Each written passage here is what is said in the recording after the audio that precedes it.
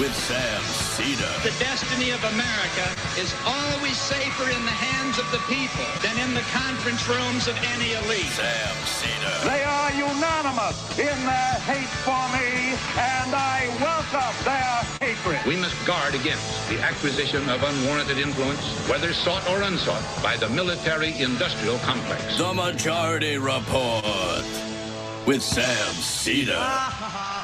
Ever get the feeling you've been cheated?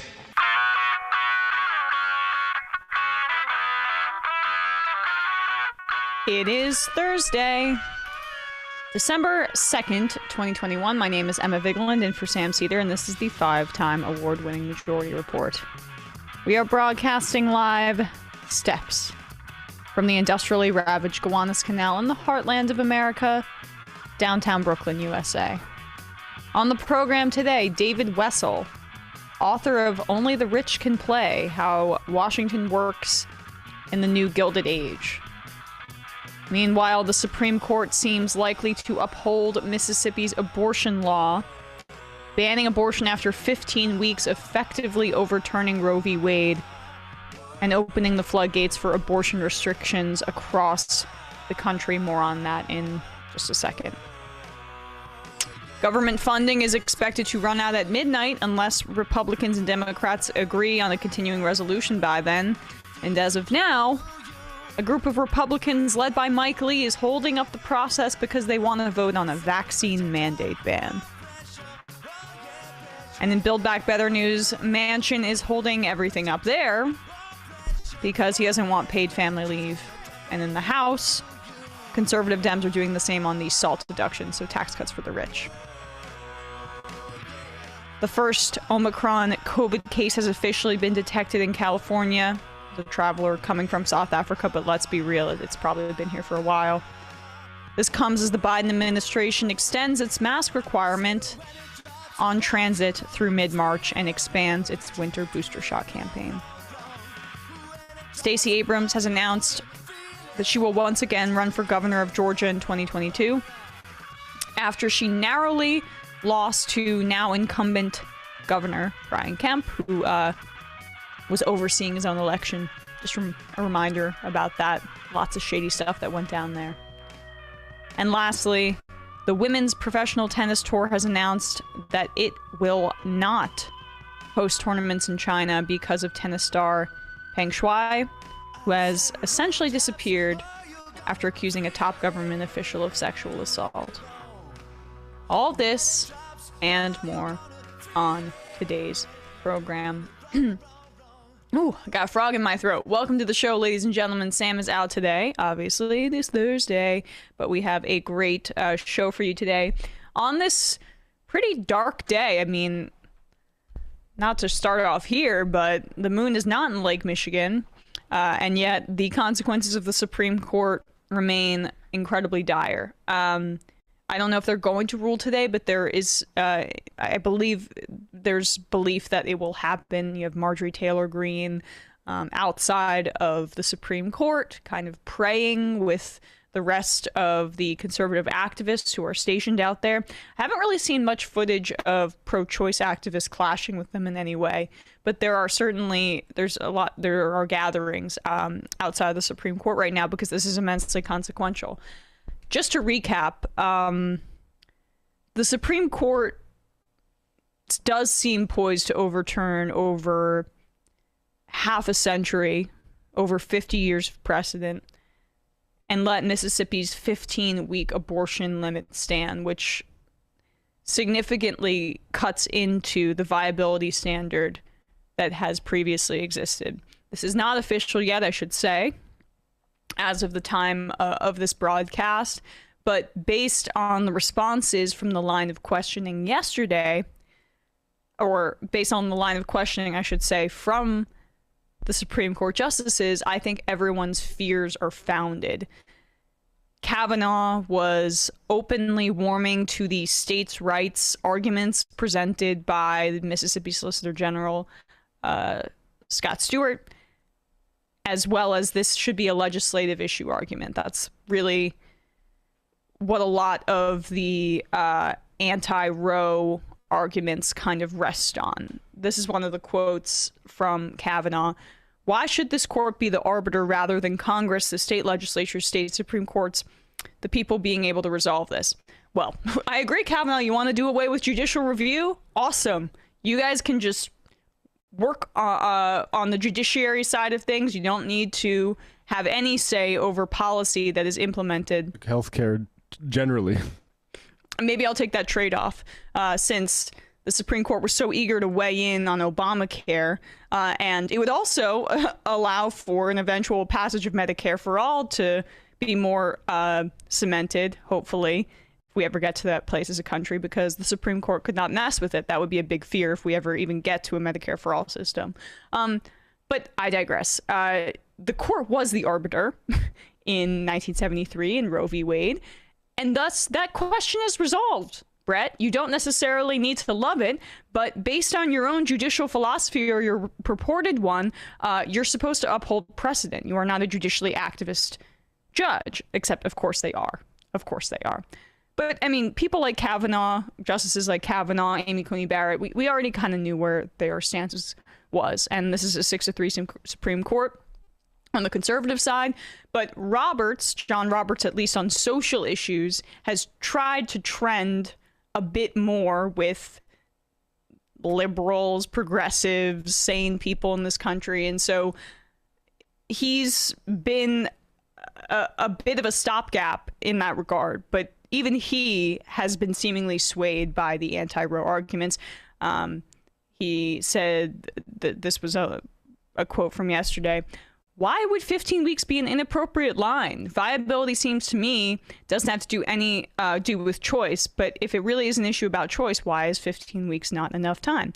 Because it's not enough time. And again, you are overturning past precedent in favor of this standard that's going to open up the floodgates. But they, of course, understand all this. There is a reason that conservative judicial groups are well-funded and are quite active. And that's because they have enormous power over conservative justices like this. There were rumblings that these anti-choice groups were furious and growing in their anger with Amy Coney Barrett for not taking up the abortion issue sooner. So that's part of what this is. But you also have conservative media, Fox News notably, also threatening and trying to hold these justices accountable, these clerics, basically. Laura Ingraham on Fox News last night was issuing warnings to the entire conservative judicial sphere. Here's part of what she had to say in her long segment, seemingly, on abortion last night. And if a court with a majority of 6 Republican appointees fails to put Roe to rest, then it should expect a conservative-led movement to shrink the court's power. Oh, and would also mean adios to the Federalist Society. And that's the angle. Accidentally based. We're going to have a few of these segments. Marjorie Taylor Greene said on Steve Bannon's program that she and the people that support her are the base. We are the Republican Party. Both things true. Both things are true. And, or at least in terms of what Laura Ingraham is saying, I would love to see the Federalist Society go away. And even more than that, I would love to see the Supreme Court be unable to participate in judicial review and have this amount of power. But that's the threatening part of this. Here she is talking to Ted Cruz, expanding on her outrage, even though it seems like she's going to get the decision that she wants, but conservative media has to flex their muscle in order to buttress things like the Federalist Society, honestly, even though she's attacking them here. But she's basically just trying to discipline them. Here she is talking to Ted Cruz about the same issue. And that decision, more than any decision in modern times, has produced enormous division in our country. Now, I am hopeful, and I think there's some reason to be optimistic, that the result of today's argument will be the court finally admitting that was a mistake, overruling Roe, which is the right thing to do. It's what I've urged the court to do, and returning that decision to the state legislatures. Well, Senator, if we have 6 Republican appointees on this court, After all the money that's been raised, the Federalist Society, all these big fat cat dinners, I'm sorry, I'm pissed about this. If this court with 6 justices cannot do the right thing here, the constitutional thing, then I think it's time to do what Robert Bork said we should do, which is to circumscribe the jurisdiction of this court. And they want to blow it up, then that's the way to change things finally. Because this can't stand. This is insane. I would do that in a heartbeat. As you know, the Constitution gives Congress the authority to restrict the jurisdiction of the court. I think we should do that. Absolutely. You know, it is something sad looking at this court, and as you guys were going through counting noses, there are only 2 justices that I'm confident how they're going to vote on overruling Roe, and that's Justice Thomas and Justice Alito. Now, I'm hopeful we get to 5, but I am not at all certain, and that's really unfortunate. And you know, you mentioned a minute ago the book I wrote last fall, One Vote Away. There's an I don't understand how those are the 2 you're most confident in. Pretty confident in Amy Coney Barrett. Pretty confident in Brett Kavanaugh. And now, obviously, I'm pretty confident in Roberts. So they're going to get what they need, I believe. But, like, the idea that Ted Cruz is seriously, after all the time that Mitch McConnell and the rest of the Republican Party spent basically packing the courts with conservatives and preventing nominees from getting onto the Supreme Court, preventing Merrick Garland, pushing Amy Coney Barrett through with the help of a delirious Dianne Feinstein after the death of Ruth Bader Ginsburg. This has been arguably the most successful Republican project outside of deregulation, privatization, and the Trump tax cuts and the Bush tax cuts over the past 20, 30 years. They're not going to limit the court's power when they finally have everybody in line that they want. What Laura Ingraham and Ted Cruz are doing there is essentially issuing a warning, though, or false as it may be, trying to rile up the base in anger against the Supreme Court if they do not rule in the way that they're going to, I believe, and that Ted Cruz and Laura Ingraham want. But this is, I mean, regardless of the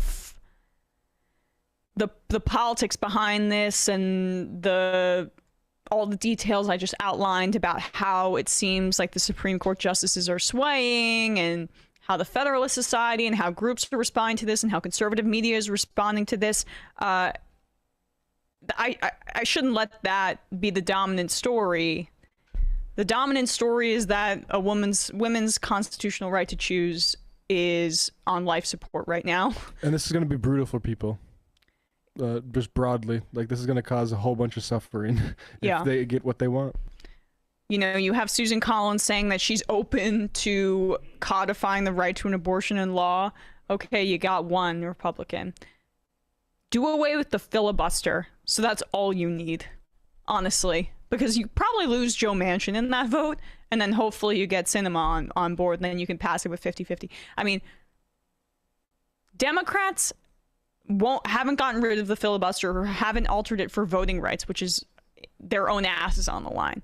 They haven't done it for gun control, which universally the party says they're in favor of, and then you have Chris Murphy making tearful speeches on the Senate floor, but yet not really. I mean, I forget what his position is, but the party as a whole not moving on the filibuster. You have police reform. Party loves to fundraise off Black Lives Matter, but doesn't do anything to eliminate the filibuster in order for actual police reform to happen. If abortion rights doesn't do that, what will? What will? This is going to be brutal, as Matt said. And then you're going to say, oh, the states have a right to choose what their laws are going to be. States are going to make different laws. And do you think that there won't be another Supreme Court case about crossing state lines and disallowing women from going to another state to get an abortion, even if they have the ability to do that? The people this is going to affect most are low-income women and families and non-white women and families who, you know, say you're in Texas Are you going to have the ability to take off work and drive 12, 15 hours to get an abortion? It's already the case there. I mean, that's not going to happen.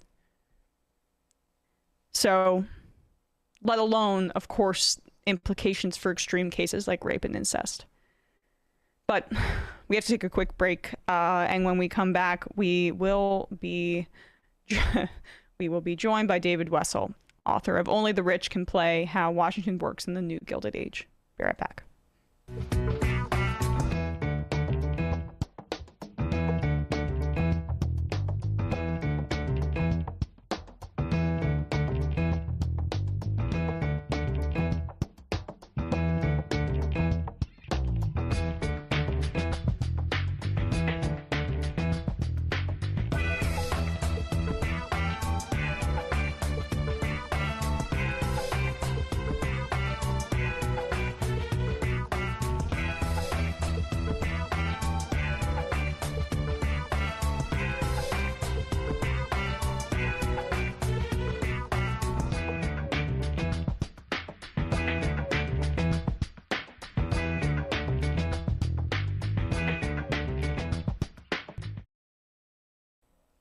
We are back, and we are joined right now by David Wessel, author of Only the Rich Can Play: How Washington Works in the New Gilded Age. David, thank you so much for being here today. It's good to see you. Yeah, of course. I'm really excited to talk about your book because, you know, even just first reading the title of it, I got excited because I love framing this current moment of extreme corruption and cronyism that we're in as the new Gilded Age, because there are so many parallels. And I also had no idea when I first saw the title, and then when I got into it, that we would be diving into opportunities, that you dove into opportunity zones, that concept, with, you know, that's the entirety of things. So can you just give the audience a sense of what opportunity zones are and why you chose to make that the focus? Here in New York City, the number one, I think, time that we heard about opportunity zones was when Amazon was trying to build their headquarters here. So why did you choose to focus on them, and why was that so central? You know, it's funny you say that, because I had an argument with the publisher about the title of the book, and they forbid me from using the words opportunity zone and tax in the headlines, because they said that would turn people off. And I'm thinking to myself, well, this is a book about opportunity zones. So as you know, that when you deal with publishers, you get to say everything that's inside the book, and they get to weigh in on the cover and the title. So right. Opportunity zones are just a really interesting phenomenon for two reasons. One is, when do you get to write about the tax break that began with Sean Parker of Napster and Facebook fame? So that was what got me going on the story. On the substance, what this is an example of how somebody who I believe to be well-meaning, a tech billionaire who, like a lot of tech billionaires, thinks he has a better idea for everything than anybody in public policy or Washington or academia, has this notion that if only we gave rich people a tax break, they would put their money into poor neighborhoods. The Tax Cut and Jobs Act of 2017 included a provision that created 8,764 tax havens across the country, census tracts that provide that if you have a capital gain and you take that gain, you get a discount on your capital gains taxes and you get to defer payment on it. And paying taxes later is always better than paying them sooner. And then if you put that money into an opportunity zone, into almost anything, a business, a real estate, whatever, and you hold on to it for 10 years, you escape capital gains taxes altogether. And it's one of the few ways that you can escape capital gains taxes altogether without dying. And to even get your foot in the door, you need capital gains. I mean, then right. That statistic that you said, only 1 in 5 Americans has access to capital gains or have them. So, I mean, that already is limiting in this kind of, in a way that seems to contradict the name opportunity zone. I think that's right. I mean, the title of the book is Only the Rich Can Play because, as you point out, only the rich can play. We don't have very much data on this, unfortunately. The provisions that required reporting were stripped out of the bill as part of the reconciliation process in the Senate. But some Joint Tax Committee economists in Congress got a look at 2019 tax returns, and they found that the average Opportunity Zone investor has income of $1.1 million, which is substantially above the average person. Now, the proponents will say, well, that's where the money is, so we went where the money is. But in fact, what I fear happened here is a provision that was sold as a way to improve the lives of people who live in poor neighborhoods is much more being used to reduce taxes for rich people than it is to improve the lives and economic fortunes of people who live in these communities. And one reason for that is there is nothing in the law that says that Opportunity Zone investments have to benefit the people who live in the community. It's if the property qualifies, if the business qualifies, it can get the tax break. So as I write in the book, there's a Ritz-Carlton hotel and condo complex going up in downtown Portland, Oregon, that's funded with Opportunity Zone money. Well, we should say, when you mentioned the reconciliation process, this came as a part of the 2017 Trump tax cuts. So this is a fairly new phenomenon, and the fact that you were able to find so much about this despite the deliberate black hole of information on these Opportunity Zones I mean, I would imagine it was quite grueling research. Yeah, well, I think I wouldn't call it grueling. It was actually a lot of fun. Yeah. It turns out that there are, in almost every community, and I spent a lot of time, as I mentioned, in Portland, Oregon, there are families that run the local real estate industry. It seems to be a family business, in part because the tax laws encourage you to pass it on to your children. And they love to talk about what they do. And they love to tell you about the scam that their competitor is doing. So it is hard to find out if people won't tell you whether a project in an Opportunity Zone is actually taking advantage of the tax break. There's no requirement that that be disclosed, which is outrageous. But if you ask them, most of the time they'll tell you. So it's just basic reporting. Now, some people have criticized me because, oh, it's all anecdotal. And my answer to that is, well, when you get more data, we can answer the questions with numbers. But since there are so few numbers, so little hard data, then the only alternative is what I did, which is go around and talk to people and do reporting. That Joint Tax Committee report that I mentioned found that 84% of the Opportunity Zones got no money whatsoever, and half the money went to the best off 1% of zones. And that's not surprising, because since there are so few guardrails, so few rules, naturally profit-seeking investors, and most investors are, very few are social impact investors, are going to put their money in the places where they get the highest return with the lowest risk. And with 8,764 census tracts, there are plenty that meet that test, including the one in Queens where Amazon was going to build its headquarters until the community turned them out.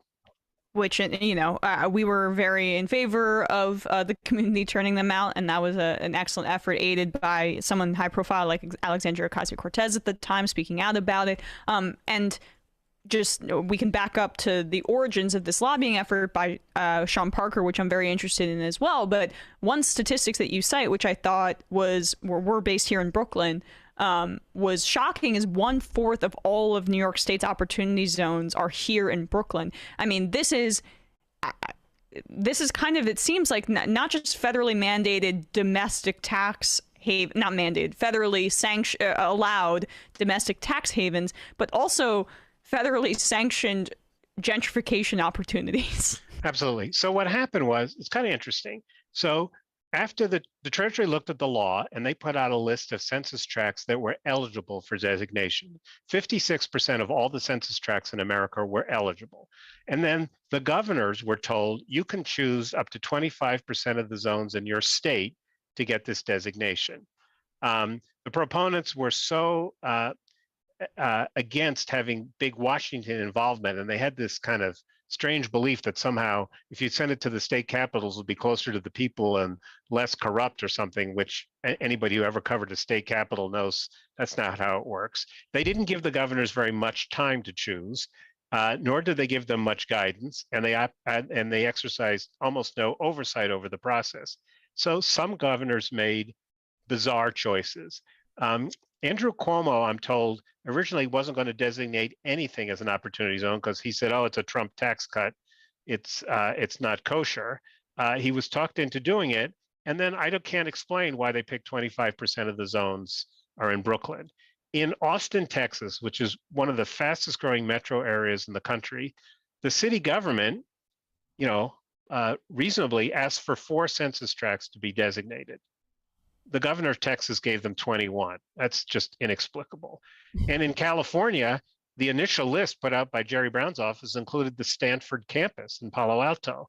Fortunately, in California, they posted the list of proposed zones, and that one got knocked out before the ink was dry on the thing. So a lot of governors made strange decisions. Some made wise decisions, and some were in a very tricky position. I focus on Oregon because Oregon seems like a relatively clean state, and because, thanks to the local newspaper, we have Freedom of Information Act details on what was going on in the email exchanges among the governor's staff. And you can see them wrestling with, if we pick the really bad neighborhoods in Oregon, they won't get any money, particularly if our neighboring states don't do that. But if we pick the really good neighborhoods, what's the point? The places that are already drawing investment. So they kind of did 50-50. But what happened was all the money flowed to the ones that were already attractive to private investors like the downtown, and very little to the rest of the state, as far as I can tell, where they really do need some investment. You also cite Baltimore as an example of a community that is supposed to, in the, I guess, the surface level stated purpose of the bill, is supposed to be the kind of community that it benefits from these opportunity zones, and that is not what happened. Exactly. So Baltimore is the perfect example of a struggling city, has lots of problems, has lots of violence, has lots of poor people, is surrounded by a county that has lower property tax rates, and it ought to be doing better. It's very close to Washington, which is a prosperous city. And it does have the big Johns Hopkins Medical Center, which you'd think would spur development and has to a limited extent. But what I found in Baltimore was, and that's just a question of going around and asking everybody, where's Opportunity Zone money going? And fortunately for me, a local foundation hired some guy to be the Opportunity Zone salesman for Baltimore. So I found scattered projects, not very many. There's a great project in a really bad block of bombed out buildings where the entire Opportunity Zone investment is less than the cost of one of those condos in Portland. There is one big project in Baltimore that's drawing Opportunity Zone money. It's in an industrial vacant land that's being turned into a huge retail, office, hotel, residential complex. But that one already had $600 million worth of tax breaks from the city government, and it already had $250 million of Goldman Sachs' own money invested in it. So it was well on the way to being done, and subsequent investors are getting the capital gains tax break for investing in something that Goldman Sachs has already blessed and put its own money on the line for. So I think that Baltimore is a tragedy because it could have been a real opportunity, if you will, for opportunity zones. There's a minister in Baltimore, Dante Hickman at the Southern Baptist Church in East Baltimore, who does a lot of economic development in his community. He thought this could work for him. He actually, despite some criticism from his peers, went to Washington, stood next to President Trump, and said this was a great thing, spent a year and a half trying to get at least $1 of Opportunity Zone money for his community, got none, and is completely soured on the thing. So it's an example of the failed promise, I think, of the program. Well, I mean, the program, we can get into this, definitely could have been targeted and improved. But part of this to me is, frankly, there's just an incompatibility with this kind of private investment and community improvement. Well, I don't know if I would put it that way. We know that there are opportunity, well, I can't use that word. There are ways in which private investment is really necessary, and if done right, can help lift the fortunes of a community. So I'll give you an example. There are some examples of people using the Opportunity Zone tax break for the purpose that it was sold as. There's a guy in South LA, his name is Martin Wodo. He's a Nigerian immigrant who went to Wharton, worked in private equity, and then got involved in real estate, and is now doing his whole life is devoted to building affordable housing in South LA. He buys a lot of rundown apartment buildings, small apartment buildings, renovates them, and then rents them largely to people who are getting Section 8 federal subsidies. And his view is that poor people are better tenants than most landlords think if you treat them well. And this thing was already underway. It was a small but successful operation, and he supercharged it with Opportunity Zone money. And I think that's exactly what this was intended for. The problem is that if you're going to give people a tax break to put their money into a neighborhood, and you want to make sure that it's not just supercharging gentrification or building hotels or luxury condos or self-storage facilities, where there's a whole little industry of that, which, as you know, kind of employs next to nobody, then you have to either have oversight, like prior approval, which previous programs like this had, or you have to have some better guard rules and then in. So I don't think we want to say that private investment has no role to play in economic development. That's not the kind of economy we run. Although there are moments when I was working on this book where I thought, is it really possible to use the tax code to get people to do things that they don't really want to do and to avoid all the exploitation that comes from the professional tax avoider industry? Or maybe we should just raise their taxes and put the money into the things directly. And there are times when I think that might be the right answer. Well, fair enough. Yeah, I mean, I maybe it was a bit of an existential thought. It's just more like, it's necessary within the current system that we live in, but it's clearly insufficient. I mean, obviously, I think you have studied tax policy and are an expert in it. There is a simpler way, and that is just to raise taxes and also build affordable housing. Right. And I think that part of the problem here is that they oversold this as a way to solve every problem. Interestingly, Sean Parker thought of this initially as a way to provide capital to small startup businesses, but it doesn't seem to be well suited for that. And the affordable housing thing is really interesting. A friend of mine, Brett Theodos of the Urban Institute, pointed out to me recently that in order to win in the Opportunity Zone space, you have to have a property that appreciates in value. But when we build affordable housing, we don't want it to appreciate in value. We don't want the first person who moves in to get, a cheap rent, and then the neighborhood will get better and suddenly it'll become luxury housing and the guy sells it to some, multinational real estate investment fund. So I think it's not well suited for the goals that the founders said it would. So then you mentioned Sean Parker. I did want to return to that. Talk a little bit about his lobbying effort in this area. It seems to have gone back nearly 10 years at this point. Obviously of Napster and Facebook fame, as you mentioned, played by Justin Timberlake in The Social Network. That's the number one thing that comes to mind for me. So how did his lobbying effort begin, and how did it gain some traction? Well, as I said, like a lot of successful Silicon Valley entrepreneurs, he thinks that because he did a few things well, he has a better idea for everything. And I think he is public spirited in the sense that he's spending a lot of money on cancer research and stuff like that. So he saw this problem that communities need money, his friends have money, how do we get his friends to put money into these areas? But unlike some of the other Silicon Valley guys, Mark Zuckerberg stands out. He was smart enough not to show up in Washington and say, here, I'm going to fix this, here's the plan. He very cleverly created a little think tank, the Economic Innovation Group, and hired two young Washington insiders, a Democrat, Steve Glickman, a Republican, John Lettieri, both of whom had, among other things, worked in the Senate. And they spent a couple of years in stealth mode building the case that geographic inequality was a problem in America. As you know, we've long been talked about income inequality, the difference between the poor and the rich and the middle class and the rich. But if you look at what happens at the community level, increasingly, we had a period of time where regions of the country tended to converge in terms of median income, and now they're spreading apart. People are moving less often than they used to. So they helped build the case that we needed to deal with geographic inequality, and that leads to place-based policies. So after a couple of years of fertilizing this ground, they say, just what? We have a solution, and out pops Opportunity Zones.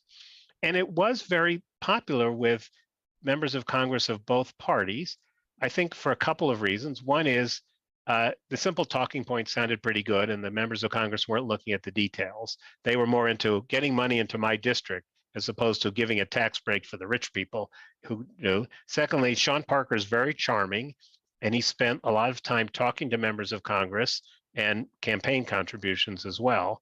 And so the initial bill was pretty bipartisan, and their real coup was getting two prime sponsors in the Senate, Tim Scott, Republican of South Carolina, and Cory Booker, Republican, Democrat from New Jersey. They had like the perfect diversified portfolio. Like everybody else in Washington, they thought Hillary Clinton would win. Cory Booker would be their point person and defend them against the charge that this was just a way to cut taxes for rich people. Cory Booker, as mayor of Newark, was very much into providing tax incentives for business to invest in Newark.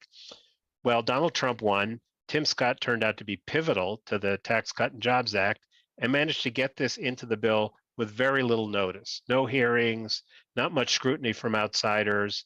And that's one of the things that I find most troubling.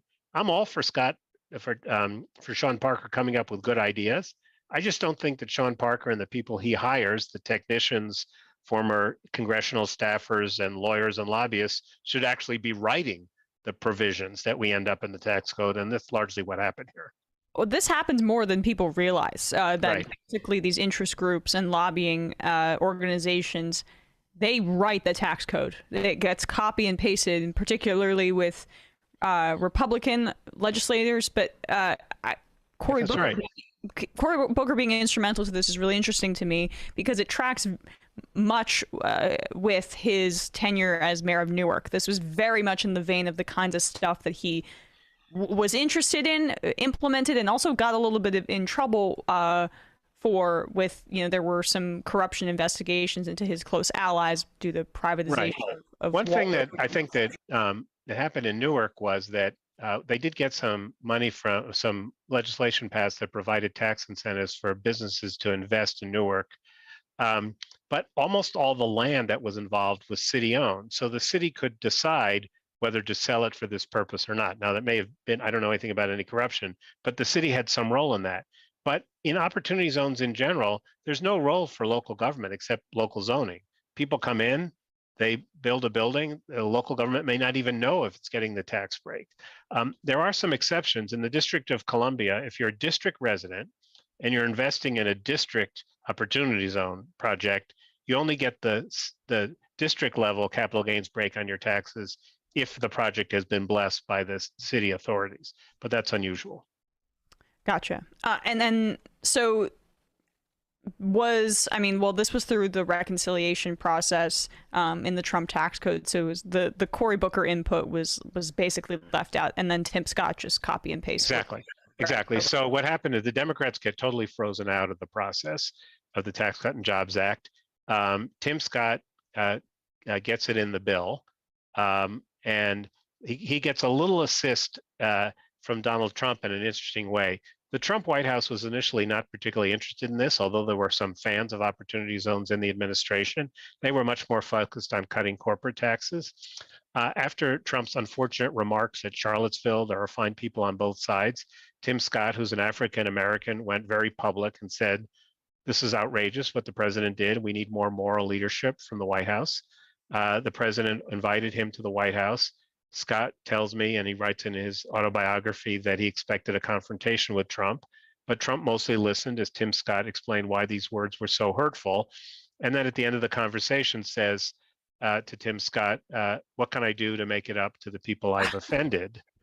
And Tim Scott is ready for that and says, "You can endorse my opportunity zone legislation."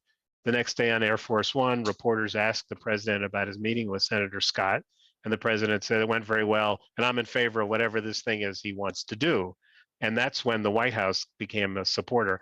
There's a guy named Jerome Smith, who was a low-level White House aide who had been on the Hill and was a fan of opportunity zones. And he tells me that after the president met with Tim Scott, his phone rang, and it was the chief lobbyist for the White House, Mark Short, saying, "This opportunity zone thing that you keep talking about, which now part of our priority list, and what is it again?"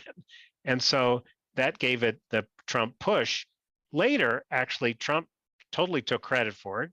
for better or worse, it got branded as a Trump tax cut. Opponents of the thing immediately figured it must be a real estate scam because Trump was involved and accused the president and his son-in-law of doing it. I think that's not the case. I think that if you do something that's friendly to real estate, turns out a lot of Trump people, including Jared Kushner, take advantage of it. But then the president did something which rather cynical, which is every time someone asked him about what he was doing for African Americans, he would mention opportunity zones. And he hired a couple of black people to be promoters of opportunity zones in the White House. And so it became the kind of all-purpose answer to what he was doing for Tim Scott's community. Well, he says it's an opportunity for you now to be in my White House. Opportunity. I'm an opportunity zone in and of myself. You mentioned Kushner because, and Trump, obviously. I mean, this is like their dream too, right? I mean, one, it's a transactional way for him to, I guess, bury the Charlottesville controversy that he stirred up. That's the only way he kind of knew how to do things. And two, this is their language, right? It's exploiting the tax code for real estate. Right. So I think that if you can imagine this, I don't know this, but you can imagine when Tim Scott outlined this to the president got it right away. When it comes to tax breaks that real estate people can take advantage of, I don't think the president needed a briefing book to explain it. So I think that's absolutely right. And when I started the project, I went to an Opportunity Zone Expo at the Mandalay Bay in Las Vegas, which, if you've read the book, my jaw dropped. It was like a 21st century gold rush because there is a whole industry of people, many of them in real estate, who exist to figure out what new goodie has Congress given us that we can use to save money for our clients. So tell us, I mean, that's the first chapter or the introduction, I forget, of the book. It's the beginning. Tell us a little bit about the opulent Mandalay Bay Opportunity Zone Convention. Well, I wouldn't say it was so much opulent, although you did have to pay $500 to be there. It was a sea of lawyers and tax accountants and wealth managers and investment company people, real estate people, some people looking for like a quick education of how they could save themselves money, some people who saw this as a way to get money.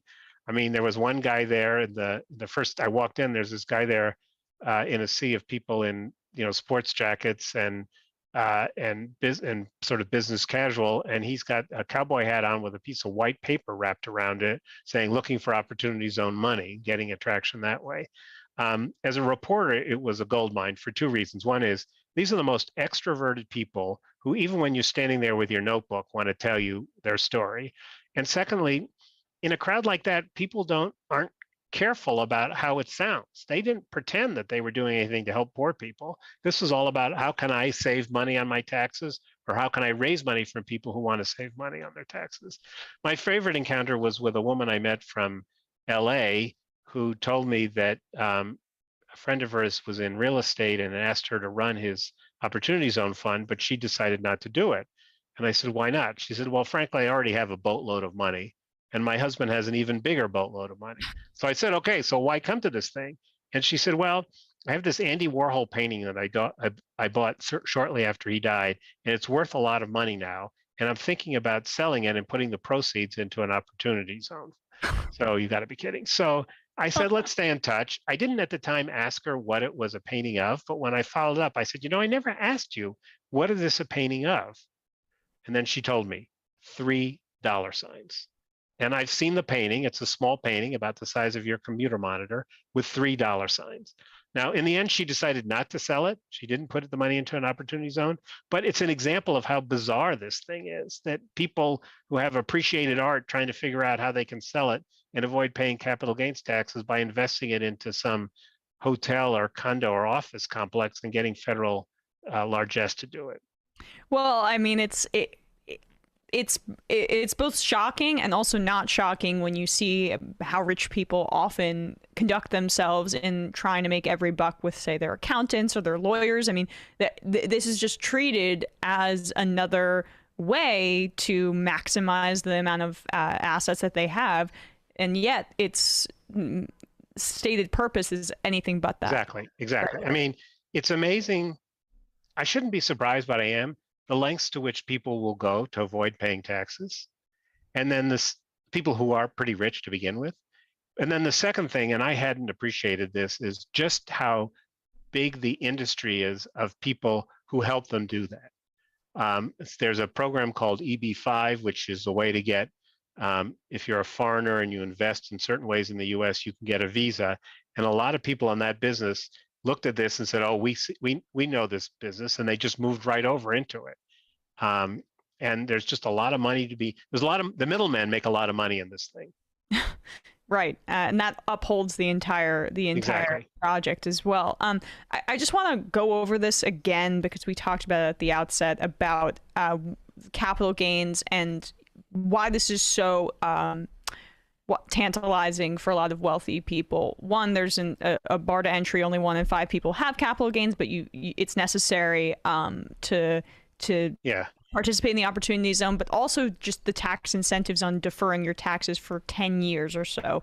Right. So first of all, so you sell something. Let's say you have a windfall. Let's say you sold a business, or your a company which you own stock was bought for cash. So you have a capital gain. Or let's say you just bought Apple stock a long time ago and you want to cash in. So you sell that stock and you have to pay capital gains taxes, both to the federal government, 28%, or depending how you count it, and maybe to your state government as well. If you take advantage of this thing, 2 things happen immediately. One is you don't have to pay the taxes right away. You can put them off until 2026, and if they change the law, which some people want to do, maybe even later. And secondly, you get a discount on your capital gains taxes.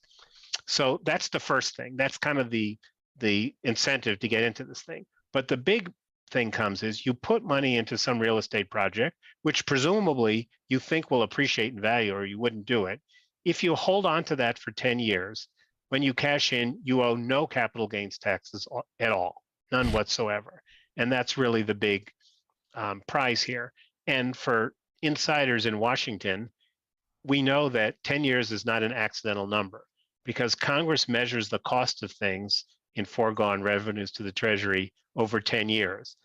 For this thing was designed so that all the money it loses comes outside the 10-year window. So it looks relatively cheap to the Treasury, but it probably isn't. Depends how many people put their money in. I know that you don't have figures, but maybe we can estimate a little bit. How many billions of dollars are we talking in terms of like lost tax revenue? Well, we know that it's in the single $1 billion worth in the 10-year window, because there's this provision that you have to pay some money.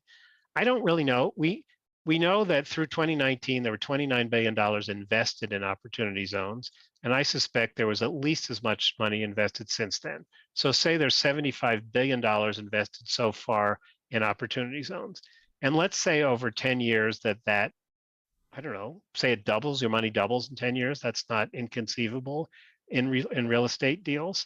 So that would mean there's $75 billion of capital gains that will go untaxed by the federal government. That's roughly $25 billion. I have no idea if that's the right number. Now, it doesn't sound like a lot of money compared to the $1 trillion bills we're talking about now. But when you look at how much money we actually spend on economic development in communities or affordable housing, it's a pretty big chunk. And really one of the public policy questions is that the best way to get, is that the biggest bang for our buck? And I think the answer is no. It's clearly no. It's the best bang for somebody else's buck, or the best. Right, exactly. Right. So in a way, I think my conclusion is that based on what I know, admitting that the data is pretty skimpy, I think this has done more to cut taxes for rich people than improve the fortunes of people who live in the opportunity zones who the program was supposed to help.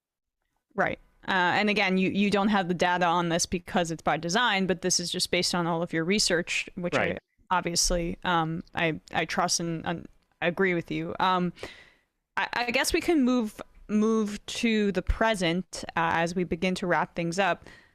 Where is the Biden administration on opportunity zones? Like, I mean, we're talking about all these pay-fors in Build Back Better. Everything has to be paid for, all of this stuff. And yet the people like Manchin want to strip out all of these different tax elements for the wealthy. I mean, and then you have segments that want to take out the IRS enforcement, etc., which could be pay-fors, but this seems like an opportunity, no pun intended, for the tax revenue that these centrist Democrats desire? So President Biden campaigned on it with a promise to reform opportunity zones, but so far the Treasury has done nothing on the regulatory thing, and there's nothing in the Build Back Better bill or any of the president's proposals that would do anything to opportunity zones, including making them more targeted at the desired purpose. There are proposals in Congress of all sorts. Some would make it more generous, some would limit what you can put the money into, but so far as I can tell, none of them are going anywhere. I mean, is there a senator or is there a lawmaker on the Democratic side that has this flag that's been talking about this in any way? Oh yeah. I mean, Senator Ron Wyden, the chairman of the Senate Finance Committee, was very critical of opportunity zones, but I think it hasn't been at the top of anybody's priority list. It may someday get there. There is bipartisan agreement that we should have more rigorous reporting requirements. So I think if somebody put a bill on the floor that said we should have more reporting, and as long as they didn't make it too clever by half and say that, but the only people who can see the data are the IRS, I suspect that could pass Congress, but it's gotten lost in the noise of all the other things. I mean, I think it's a fascinating thing, and as you said, it's sort of a case study in how the tax code is manipulated, but it doesn't seem to be front and center. It doesn't seem to be the top of anybody's list right now in Congress, except Tim Scott, who wants to make it a little more generous. That makes the opportunity zone numbers, the numbers of. They want to. There are proposals, as I explained to you. Under the current law, you have to pay some taxes in 2026, and some people want to delay that date till 2028, saying, "Oh, we lost a couple years worth of COVID," which would make it more lucrative. There are some proposals to revisit the designation of the zones, because everybody acknowledges that some governors did stupid things, but they don't seem to be going anywhere as far as I can tell. Of course, what we learned from this episode is that something can get slipped into a bill without much notice. The first national newspaper story that reported that opportunity zones were part of the Tax Cuts and Jobs Act was a full month after the president signed the bill into law. So I'm keeping an eye on it. You know, I went to the draft of the bill and Build Back Better, and thanks to, you can hit Control F and search something. I searched to make sure they had snuck something in, and I'll be looking later. But opportunity zones weren't in the House version of the Tax Cut and Jobs bill. Senator Scott got it in the Senate bill, and the conference included it, and nobody paid attention. And the proponents on purpose didn't call attention to it because they figured there's no upside to letting people know they had won until it was already signed into law. Yeah. I mean, Ron Wyden's good on a lot of things. So, I mean, maybe just with now his chairmanship, maybe he could have some sway on this. Yeah, there is a House subcommittee I testified before, led by Congressman Pasquarelli from New Jersey, that's interested in this. But so far, I don't think they've done anything. Well, hopefully they were listening at some point today, at least some people in D.C. Thank you so much. This was an excellent interview. David Wessel, author of Only the Rich Can Play, How Washington Works in the New Gilded Age. This is the Opportunity Zone book, even though it does not say Opportunity Zone in the title, just so people understand that. David, thank you so much for your time today. You're welcome. I really enjoyed it. Me too. All right, folks, we're going to take a quick break, come back, wrap up the first hour of the show.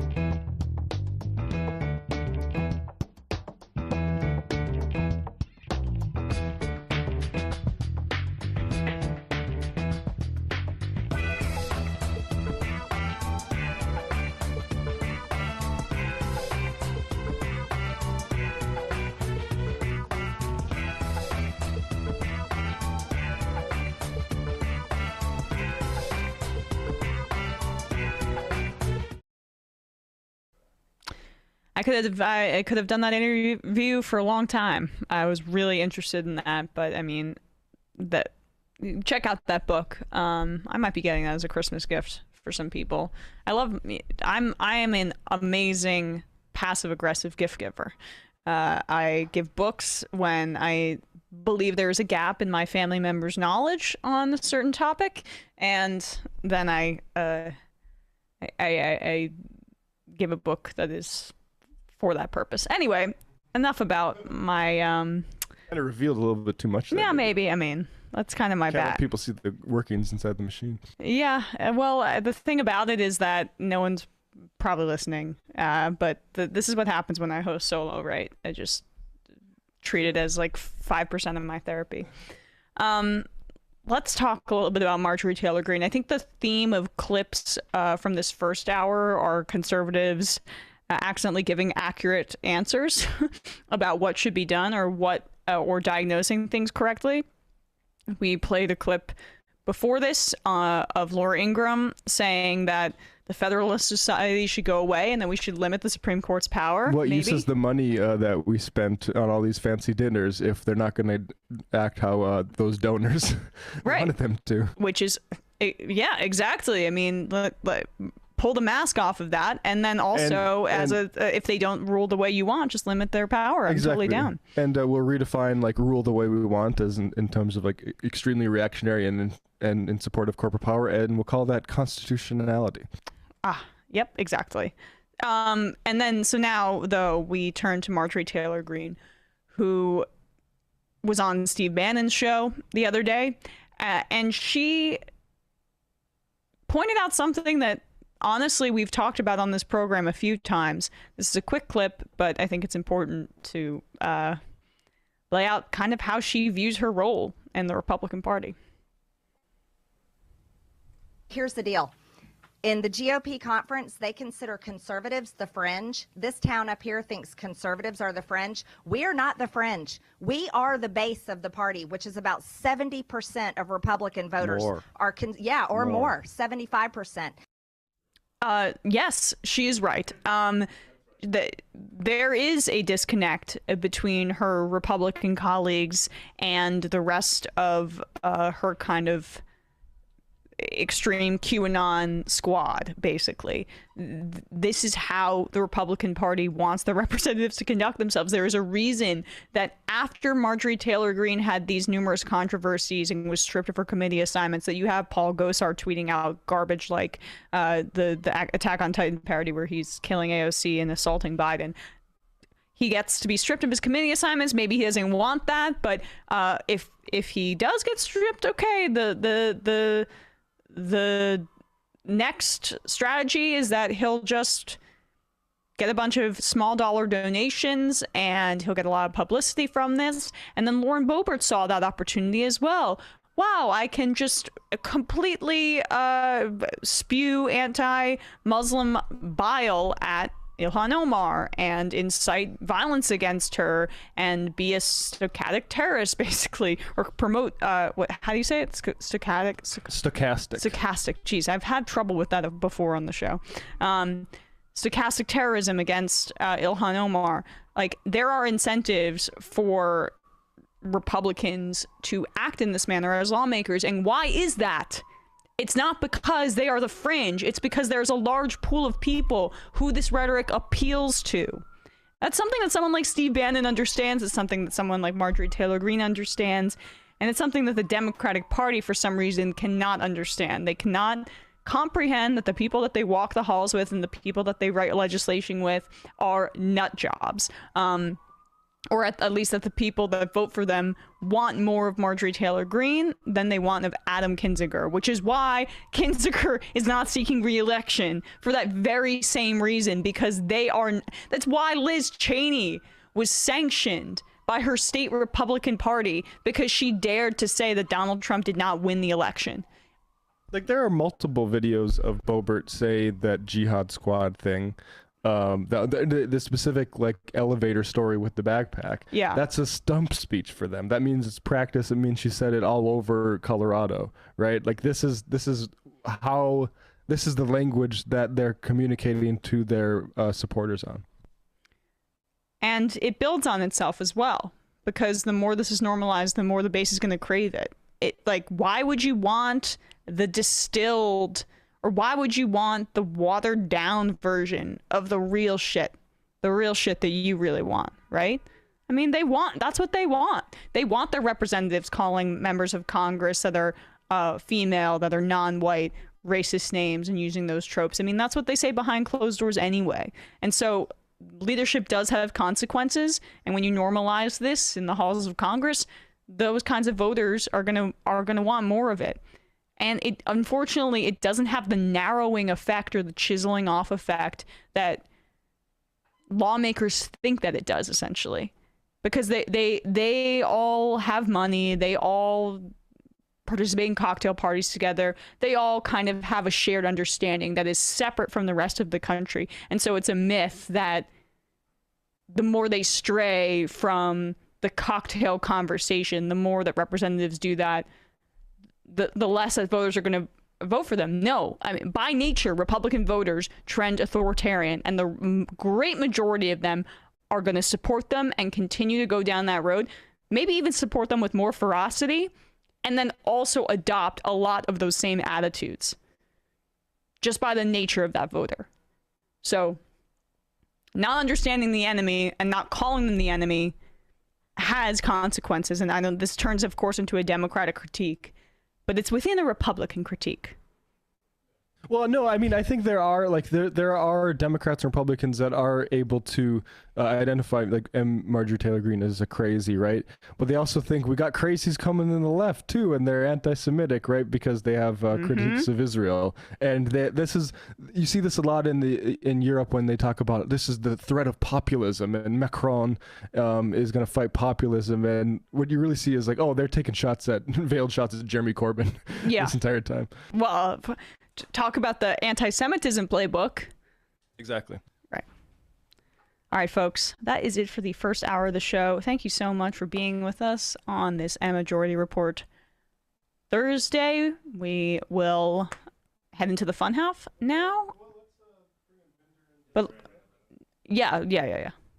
I was gonna do the spiel about the phone number. Oh, I haven't opened IMs yet, like an idiot. You can spiel away whenever you're ready. Oh, 646-257-3920. We will be taking your calls, but first, Left Reckoning. Matt, how was it?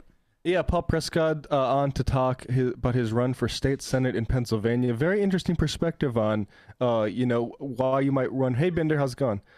Why you might run for a state senate seat over a municipal seat, particularly because that's where the money is. It turns out that's where if we can get somebody on a state senate, that's where Paul thinks we can do the most good. And check that out. Interesting discussion. Paul is as good as anybody when it comes to the Labor Left Alliance, and I'm excited to see his run. He also needs a support, so if you have any money to throw at a good candidate, go support Paul Prescott. We have the Act Blue in the Left Reckoning comment or description. So check that out. And we also talked about David Griscom did a sort of classic Griscom Economic Minute segment on inflation and what the response is to that. So a good Left Reckoning last night. Patreon.com/Left Reckoning to support the show. Amazing. Hey, Matt and Brandon. Matt, what's happening over on Doomed? Hello, everybody. How are you? On Doom tonight, 9 p.m. Eastern time at youtube.com/MattBinder and twitch.tv/MattBinder. I'll be having on Andrew Perez of the Daily Poster to discuss basically how corporate lobbyists are making sure that we are stuck with this right-wing Supreme Court forever. That tonight, 9 p.m. Eastern time. So check it out. It'll also be up as a podcast version, like an audio only version afterwards at doomedcast.com. Awesome. Brandon. Hello, everybody. Good afternoon, Matt. Good afternoon, Emma. How's everyone doing? Good afternoon, good sir. What's happening over on the discourse? Unfortunately, we were unable to record during the holiday season, but stay tuned to my not Patreon feed. We'll definitely stay tuned there, but stay tuned to my Twitter feed for updates about the next episode. We'll get that out for you probably sometime early next week. At Pretty Bad Lefty. Pretty Bad Lefty. You know, I've been shadow banned by the powers that be due to my, you know, unfiltered, I hate to say truth saying, but you know, that's what it is. My truth saying. Yeah. You and Dana Loesch. I mean, honestly, like the shadow realm, as I like to call it, is full of, you know, truth tellers, visionaries, and of course, dream weavers. So, you know, you got to go look for me instead of expecting me to show up in your own feed. Yeah, it might be helpful if you had your real name in the title, but it's not that. Well, I mean, that seems a little low effort. I've been trying to work in some more puns, but I'm not very funny. So it becomes, you know, a labor of, well, Herculean effort to just come up with some words that mean two different things. Yeah, maybe not very funny. What? You can be humble, but that's a lie, Brandon. That's Is that a short joke? Because I'm sure. All right, folks, we are going to head into the fun half now. 646-257-3920. We'll be taking your calls. We'll be reading your IMs. We'll be having a grand old time. See you then. You are in for it. All right, folks, 646-257-3920. See you in the fun half. Are you ready?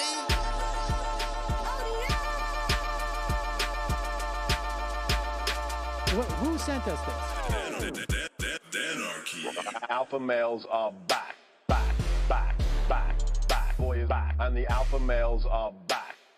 Just as delicious as you could imagine. The alpha males are back.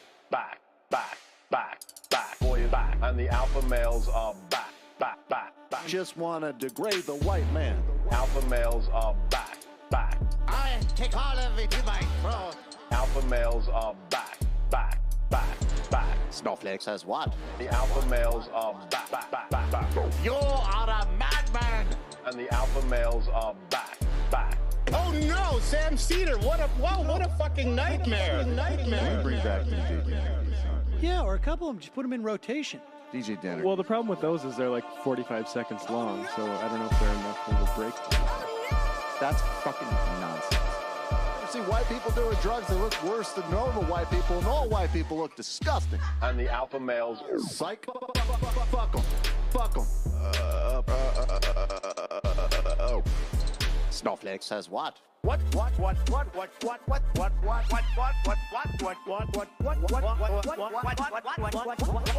Snowflake says what? A hell of a lot of bank. Okay, I'm making stupid money. Hell of a lot of bank. A hell of a lot of bank. All lives matter. Have you tried doing an impression on a college campus? I think that there's no reason why reasonable people across the divide can't all agree with this. Psych. And the alpha males are back. And the Africans are black African. And the alpha males are black. And the Africans are back. When you see Donald Trump out there, doesn't a little part of you think that America deserves to be taken over by jihadists? Keeping it 100. Can't knock the hustle. Come on, fuck them. Things I do for the bigger game plan. By the way, it's my birthday. Happy birthday to me, Jew boy. I have a thought experiment for you. And the alpha males are back. Africans are black. Alpha males are black. Africans are back. Come on. Someone needs to pay the price for blasphemy around here. I am a total pussy.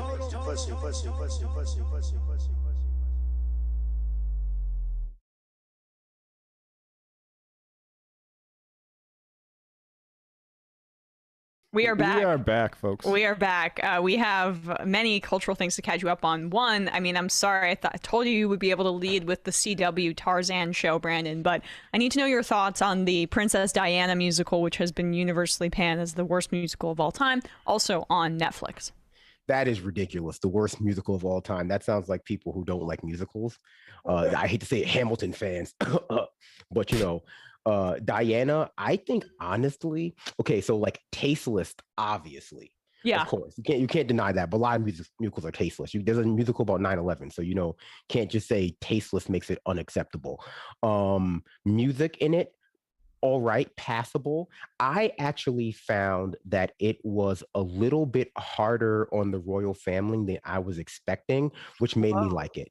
It could have gone harder. I think there's a lot of the musical that's a little bit like fluff. They call it Diana, but 33% is about Camilla. It should be called like Side Piece, the musical, to be honest. So like, it's really like 33% Camilla, like 50% Diana, and like 20-ish% of Prince Charles, who no one wants to see. Also, honestly, so this is going to be a little bit off topic. I've been planning my own Princess Diana musical after seeing this, because I felt that this one failed to do justice to the many conspiracy theories behind it. And, but that's neither here nor there. I would say solid musical though, 7 out of 10. Music is bad, not as bad as Hamilton, but like still not not the level of Cats. It looked pretty Cats. It looked Cats. It looked worse. It looks worse in trailers than it actually is. I think people found that it was, I don't know, again, like tasteless, obviously, but how is this less tasteless than, or more tasteless than Hamilton, considering what he was up to? And well, I agree. I mean, this is an anti-Hamilton show. I hope you understand my position on that. Wait, what? Weird amount of Princess Diana content recently. I saw Spencer in theaters actually with my mom. It was like, although she goes, I don't like it. It made her look crazy, and she wasn't crazy, which it's not. It's like a psychological thriller, and I'm a pro Kristen Stewart person, so I dug it. But I would say there's a lot of Diana content surrounding the moment because the queen is dead, but that's just my 2 cents on it. But also, I mean, if the musical has one flaw, it's that it didn't really lean into heavily enough. Like, it's very possible that like the royal family had her killed, allegedly, because and I only mentioned that because it hints at it a lot. So like the musical, for like it's really long. It's like 2 hours, but it feels like 5. So I see how you're in a good musical, because every song is dense.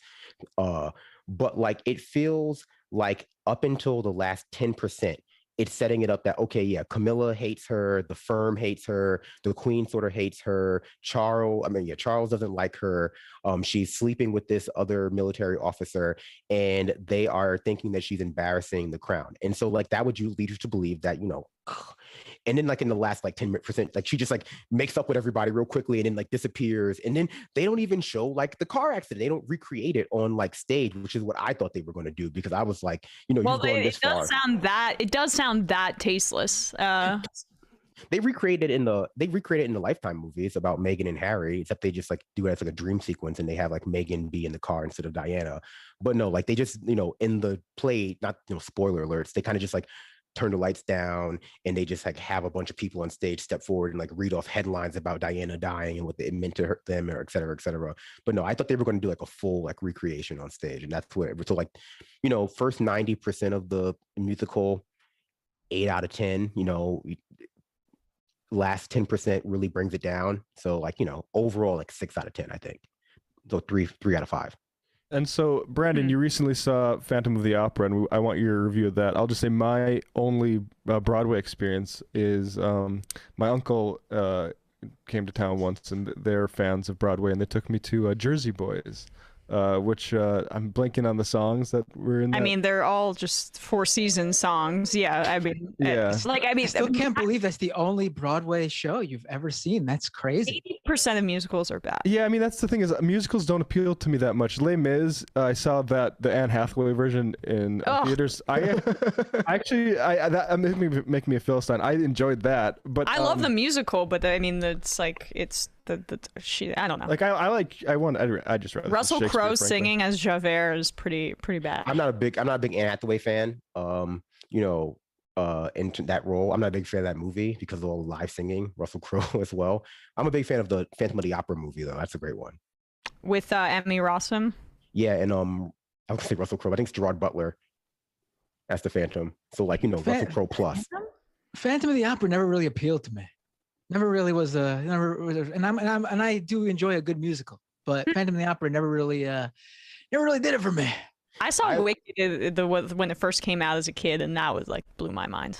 I you saw see? Wicked as well. Oh, Wicked's a great one. Yeah, Wicked's yeah. Anyway. So definitely Gerard Butler. Bradley also loves Wicked. I just want to register. Yes, Bradley loves Wicked as well. I mean, Bradley has good taste. We know a good Broadway show is a good Broadway show. I mean, what other like Broadway show can you think of launched like the lead people's like careers into like Hollywood or whatever? Kristen Chenoweth and what's her face? Oh my God, I'm having a mental block. Idina Menzel. Idina Menzel. Yeah, Elsa from Frozen. Yeah. All right, well, let's take a call because I have kids. That's how I rank. That's how you know who they are in Disney movies. Yes. I think I've ever seen Frozen for like all of the hype it got. It's I like Frozen.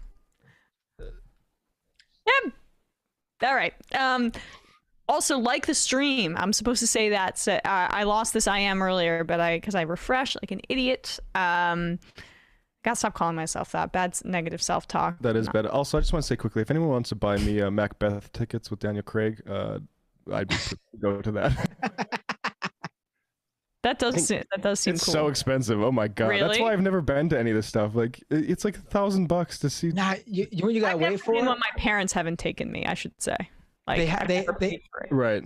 They haven't done this since the pandemic, obviously, but all of my Broadway show watching has been through this. Twice a year in New York, but I don't know when they'll bring it back. They do buy one, get one free tickets. And I would not go to Broadway shows if it wasn't for that, because you could see there's the place in Times Square you can like stand out there on the day and get cheap tickets.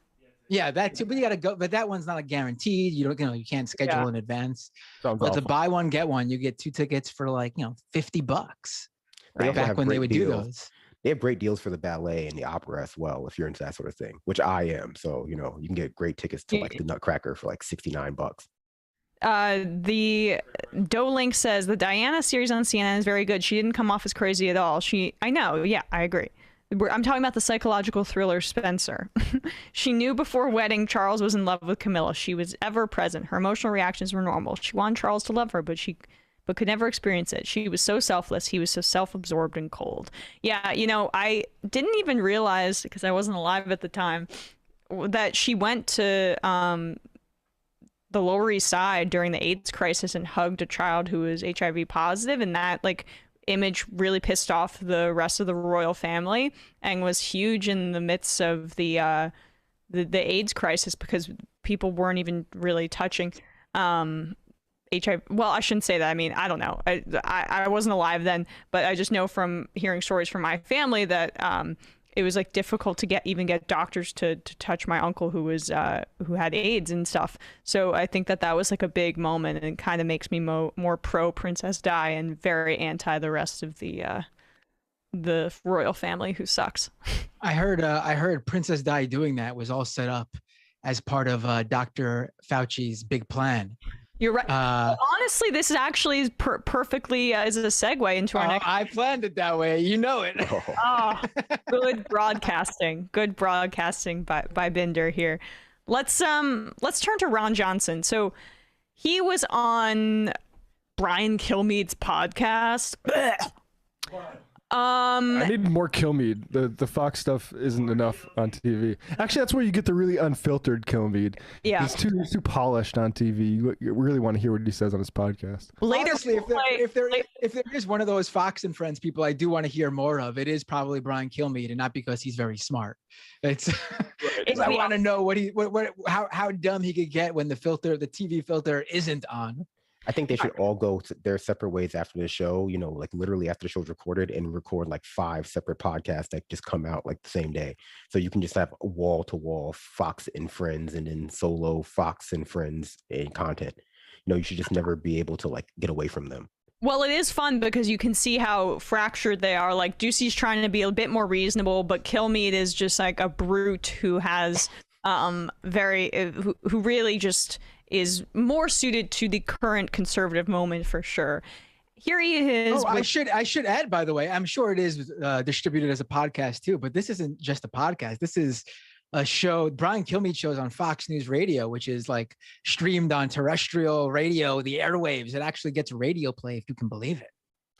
So, well, then more people get to hear Ron Johnson say this awful stuff. Conservatives love revisionist history, and they do it because actual history is very unfavorable to them. They do it by conflating the Democratic Party with the left when it comes to slavery. They do it constantly by bastardizing Martin Luther King Jr.'s message. And here they are doing it during this time period with the AIDS crisis in a way that's quite despicable, in my opinion. Here is Ron Johnson comparing Dr. Fauci's response to COVID to Dr. Fauci's response to AIDS in the 1980s. Because killing your host doesn't help you replicate very well. So again, that's sort of the general tendency of viruses.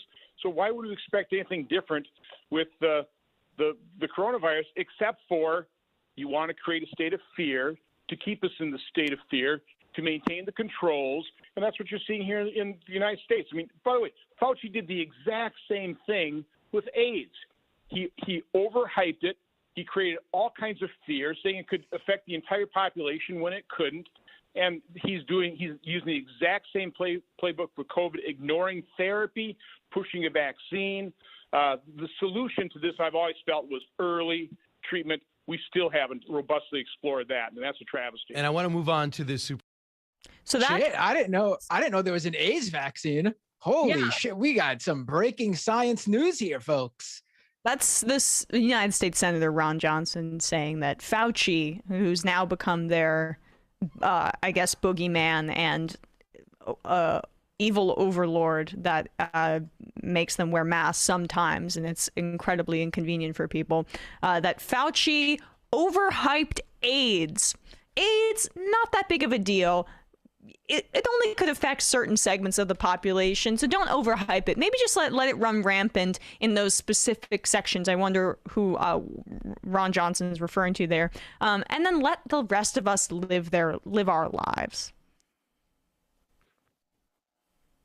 I think I just saw a statistic today that like the COVID-19 has killed about twice as many people, on documented record as AIDS has in the past. Well, I mean, AIDS in the 40 years, but, in the United States, but COVID in the past 2. So like, if nothing else, like that comparison is not quite apt, but, AIDS devastated entire populations, not just in terms of the biomedical ramifications, but, their access to healthcare, their stigmatization in the media. It was part of a larger narrative about, gay men and their hygiene.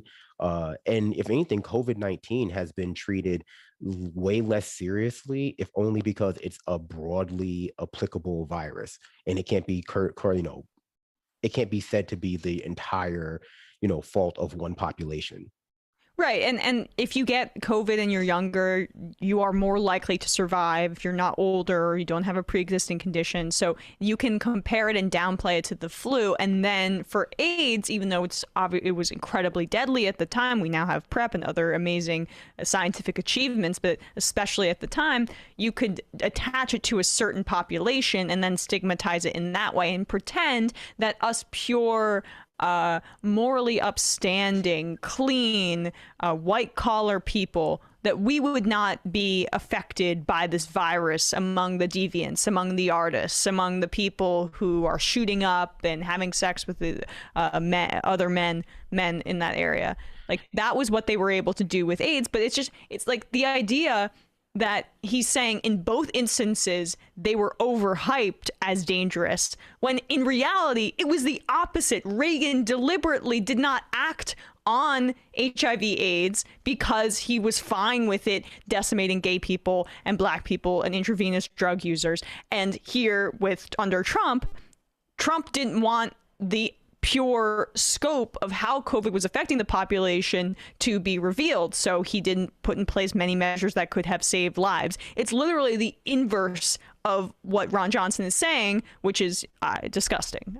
And what's so insane about this entire period to me has been how all the people who started this period, the pandemic, saying this is going to be the flu.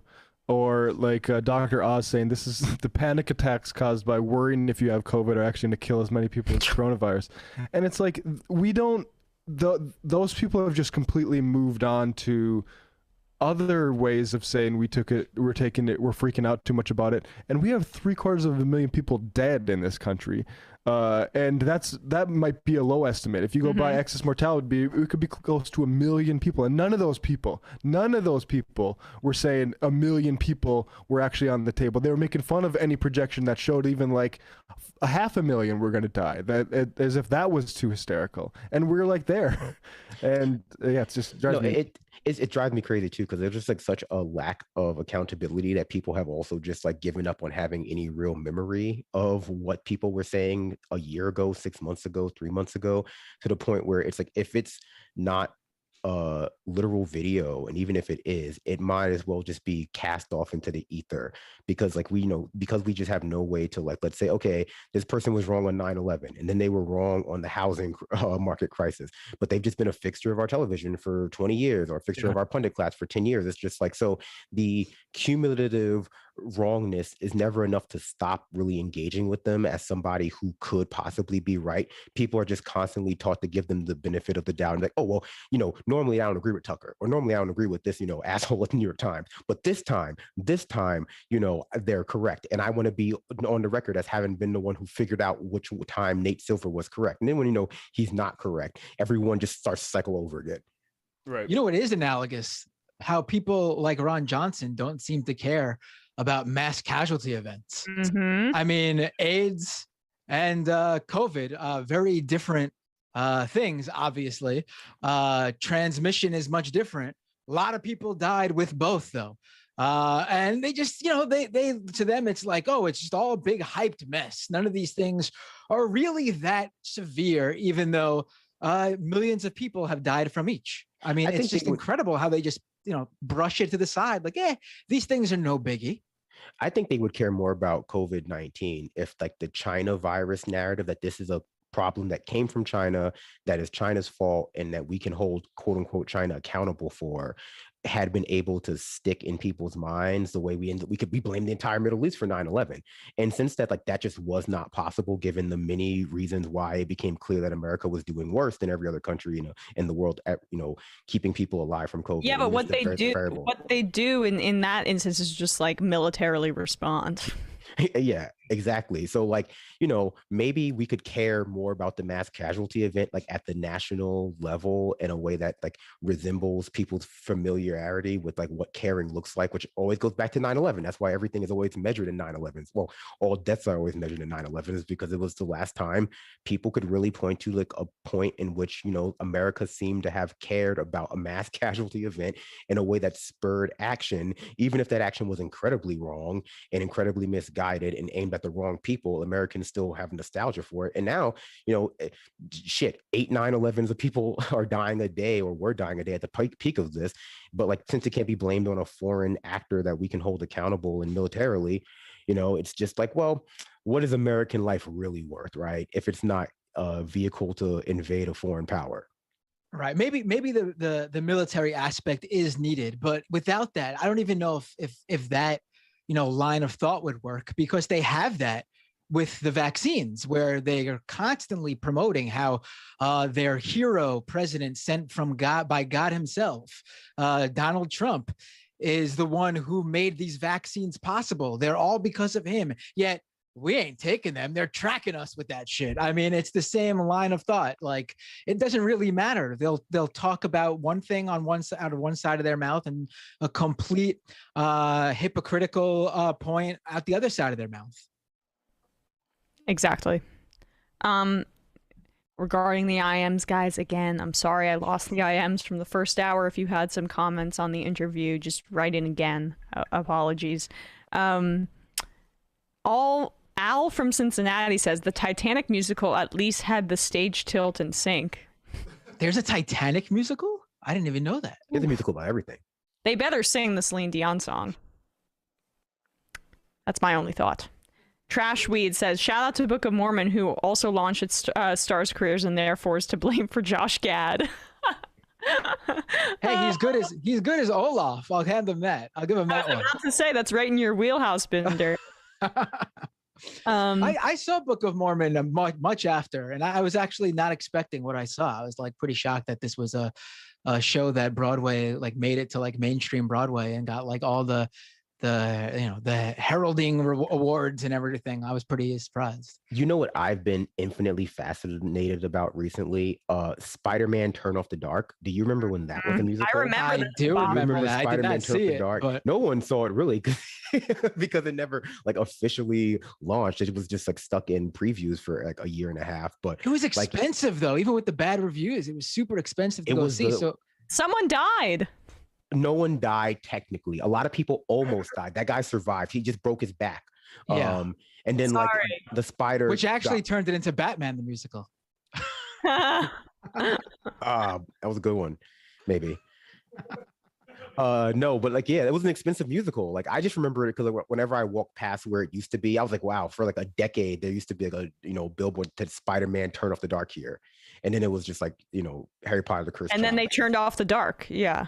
Well, they stopped being able to afford on the dark. What I did know about that was the music for that one was done by like U2 or like Bono and Sting or something, which explains a lot of the problems with it. But like, yeah, there's actually a version that you can watch of it that's entirely filmed on like a cell phone that someone did on YouTube. That like, it's just like filmed from the crowd, like a high school theater production. And it really actually, I think, adds a level of sophistication to the project that most people didn't get if they saw it in person. It just reads like this is the parent of one of the kids doing a very well-produced version of a Spider-Man musical at their high school. Tulsi Vigeland writes in, and you've written in a few times, and I love the handle. It's just you have my last name spelled wrong, and I can't tell if that's on purpose. My roommate recently let me know his awful take on vaccines, saying you aren't less likely to get the virus if you're vaccinated. He brought up Singapore as an example of why that is. As you may expect, he's a Demi Jor fan. He normally has an okay viewpoint, but it shows how being a fan of Dor as well as Greenwald and Tulsi Gabbard can move someone along with their grifts. We might get to Greenwald in a little bit.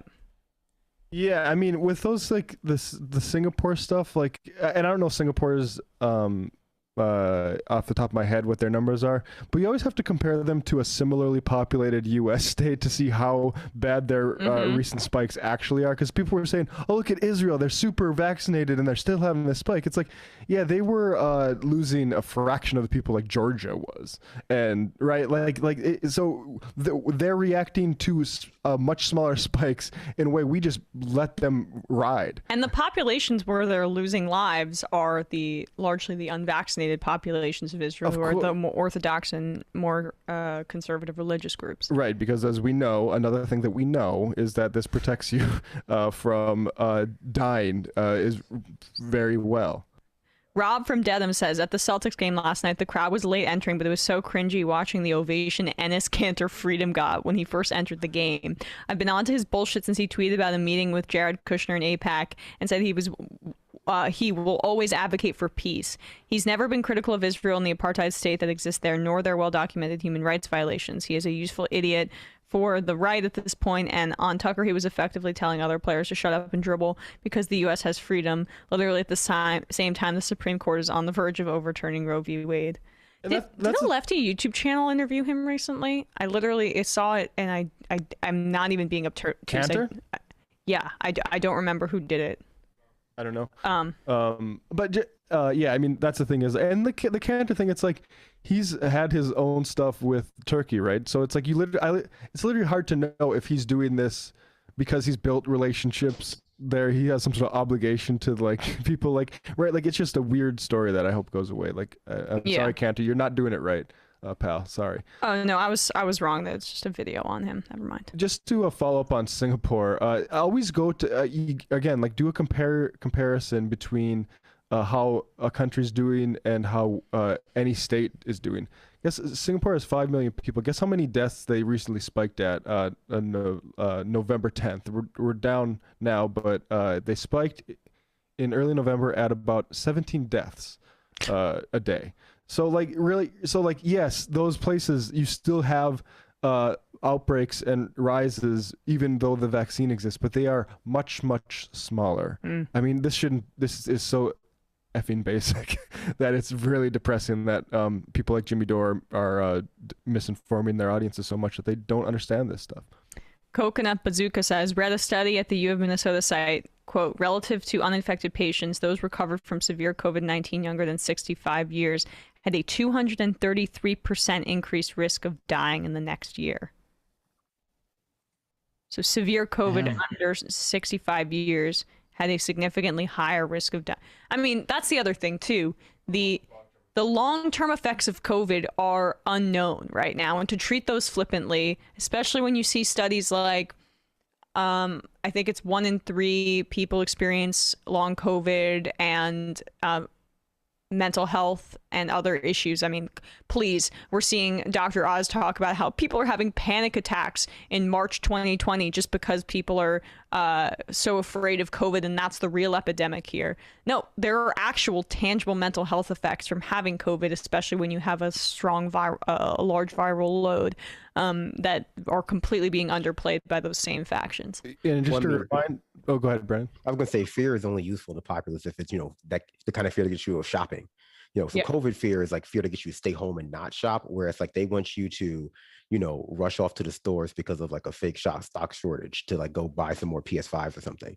So like consumerism is based in fear, and if it's like I'm going to get in the way, no, then everything is fine. And just to put another bow on Jimmy, this is what Jimmy Dore literally tweeted out on October 30th. No matter how many people get vaccinated, you are not going to stop this virus. You are still going to get COVID.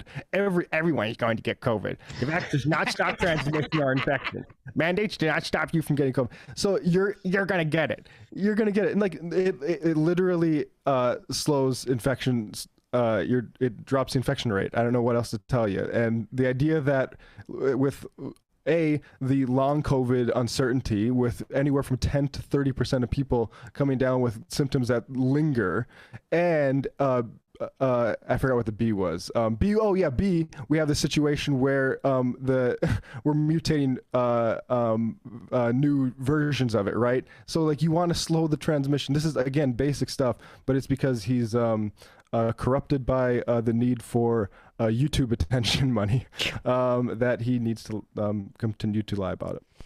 Let's take a call, Matt, if you got that. Yeah, let's do it. Cool. Let's go to the phones. Let's take 406. What's your name? Where are you calling from? Hi, this is BJ from Montana. Hey, BJ from Montana. What would you like to talk about? So first off, just like hello to everybody. I've been a long time listener/viewer. I've talked to everybody here at some point or another, I think except for Brandon. So hello, Brandon. Hello, BJ. My initials are also BJ. Amazing. I love that. People in outside of my state might not be aware or too aware, but I have been walking around this morning just like raging about my governor. We have probably one of the most incompetent governors in the United States, I think. His name's Greg Gianforte.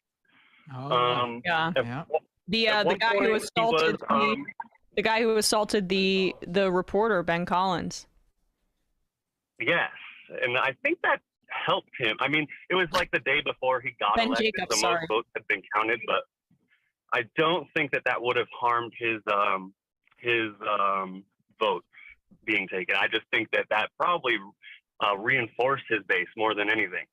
But overnight, a small town in my state was completely evacuated due to a fire that basically burned the whole town down. It's a small town, 300 people, but nonetheless, I mean, for your entire town to be burned down and you to be all displaced to another nearby small town, it's heartbreaking for that community. And I just, I've been mad about that, among other things. My governor, I guess my question and my point here is, what can we do as leftists to like connect these dots to the rural people around here that seem to be like unfaltered in their support for people like Gianforte?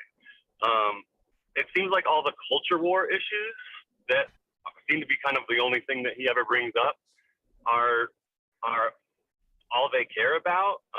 He has nixed the vaccine mandate that Biden put forward, so that's no longer a thing in Montana, while at the same time he refuses to meet with the Montana Nurses Association in their pleas to meet with them and figure out what they can do to make hospitals safer. None of this seems to matter to the rural voters. They seem to just eat up everything he says. He's anti-climate change. He was at one point the richest congressman in the country. He lives in a $4 million mansion in Bozeman, Montana, which is a place that has like a really, really bad affordable housing crisis. So how do you get through to like rural voters in deeply red areas that just so far haven't been able to see it? I mean, that is a very difficult question because as a North Dakotan, you know, Western North Dakota, it's a similar sort of makeup. You get a lot of the rancher type folks, and there's a distinct difference even in North Dakota between ranchers, rural, and farming rural type folks. And there's a lot more independence from like the folks that are on like the rancher side of things. And like they love like the stuff about like we're gonna eat meat today because the San Francisco politician said we shouldn't eat meat anymore, right? Like, I think you got to like I think it's got to be stuff like it's a shame that the nurses stuff doesn't get through to them. I mean, it really only gets through to them if they have family that are in the profession, I think. I mean, I would say maybe you can appeal to them on some conservation stuff, possibly, but post office stuff maybe, and those sorts of like civil infrastructure things. But it's uphill. Like if I was running in a statewide office in North Dakota, I'd be spending a lot more time on the eastern part of the state than the west for this reason. Yeah, he does pose a threat to like public lands, so maybe that is something that I could kind of direct my energy towards. I think that's a good one. It's just exasperating. Yeah. I understand. Well, I don't, but thanks for taking my call. Of course. Thanks for calling. Thanks for calling. Yeah. Also, shout out to Left Reckoning. You guys do a great job. Love you guys. Love everybody. Oh yeah. Appreciate it. Left is best. Thanks for calling in. All right, let's do another clip because Brandon, you have to leave us, right? Yeah, a little early today. I have an appointment at 2, so we should do, whatever I want. No. Yeah, no, pick one then. Yeah, pick one. I shouldn't have set myself up for that one. Okay, I actually have the sound list in front of me because I'm a good guy who's always prepared, aka I cheat. So I would like to do. Oh, how about Christian author Eric Metaxas? I knew this would appeal to you. Let me find that on. Where is that on the sheet? It's number 6. I mean, you know how I feel about the Christian occult. So I feel like, I know spirituality gets a bad name, but a slavish devotion to the black and white morality of the Christianity tells me that people aren't ready for the true nature of the spiritual realm, abject and utter chaos, and a lack of reason. Let's do that then. So Eric Metaxas, who is an evangelical influencer, basically, right? That's his vibe. Yeah, I'd say. I mean, he's the type of guy who I basically always leave off the sound sheet because I don't think he's ever been quite significant enough to really comment on. But the name is funny, and it looks like he might have been too concerned about he taxes and not he pandemic. But anyway, sorry, I stepped on the. So he's a Christian author. He's a radio host, and of course that comes with COVID denial and vaccine denial. Now, I think we have 2 clips here. Yeah. One is from him from last July.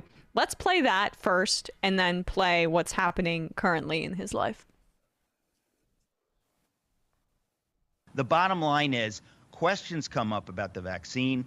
People say, this is experimental. I've watched this pandemic roll out, and I'm not afraid of getting it.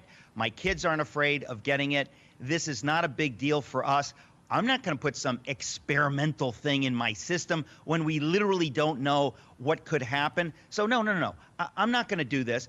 So then you have people saying, oh, no, you must do it. The government says you must do it. And I think, again, Americans need to understand, if the government or everybody is telling you you have to do something, we don't have dissent, no dissent, you need to understand that's not the American way, folks. And if only to be a rebel, you need to say, I'm not going to do that.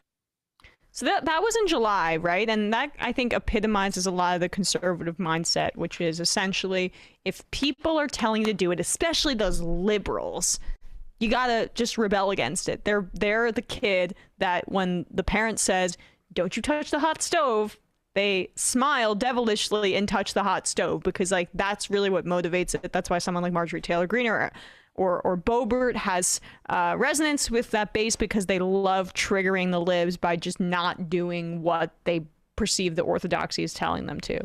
But now, with that in mind, that was from July. Here's Eric Metaxas now. He has been missing from his radio show for 2 weeks. And it appears that there was an outbreak of COVID in his family, including the infection of his 94-year-old father, who ended up having to go to the hospital. I got COVID.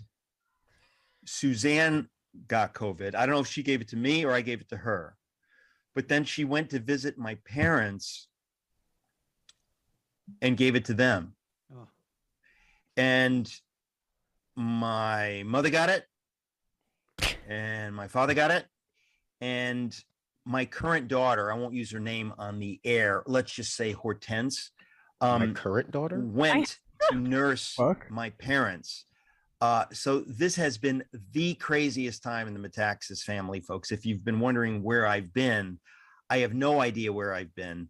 I've been in a perspiring haze for days and days and days. Obviously, I'm mostly out of it. The fact that I can be functional and talk here for the first time in 2 weeks, but the fact that my parents were ill was very upsetting to me. My dad had to go to the emergency room again. So it's been a really crazy time. And I just want to say to our audience, thank you for bearing with us, because this has been a really unprecedentedly crazy time. And obviously when your dad's 94 and he has COVID and other health issues, it's just been very stressful, I have to say, but God is good. Maybe his current daughter can help out a little bit more. He has a daughter for the night shift and then a daughter for the day shift. So I was very distracted by the Mike Lindell body, my pillow cut out in the background that I assume is his private office, but that's his business, not mine. So what were you going to say? I'm sorry, like we were talking like the very first weeks of this pandemic. I remember saying like, you got to take this seriously and do the social distancing stuff, because you don't want to accidentally kill like the little lady that lives next to you or your grandparents or something, right? Like even if you don't take this serious, even if you're dumb enough to think like, I'm definitely not going to be laid up by this, and like that's silly. But again, like it could...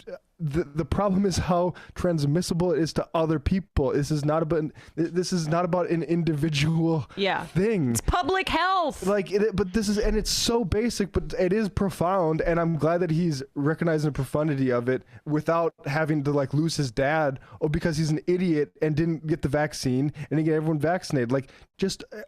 Well, maybe they can get monoclonal antibodies. I mean, that's the other part of it. These like influencers on the conservative side, they feel they're above it. One, because they don't like acknowledge something's real unless it's happening to them, which is now why he's like, oh, it's been such a stressful time. It was a stressful time for the hundreds of thousands of people that lost their families, and like the complete influx in orphans that we have in this country. Look up the numbers that we are probably undercounts because of the COVID pandemic, because, people like you told people not to take it seriously and not to take the vaccine.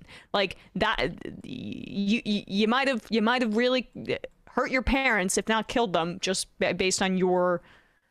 Anyway, I mean, I remember talking about that stuff, and people like I talk to people and be like, "Oh, I hadn't really thought about it that we're not trained to think about the effects on other people at all that much in this culture." And literally, people hadn't thought through like, "Oh crap, just like I could transmit it to somebody and not know I have it." And that's actually quite a profound thing. And then what if that person dies? How are you going to feel that like you didn't do just a little bit more to maybe mitigate that?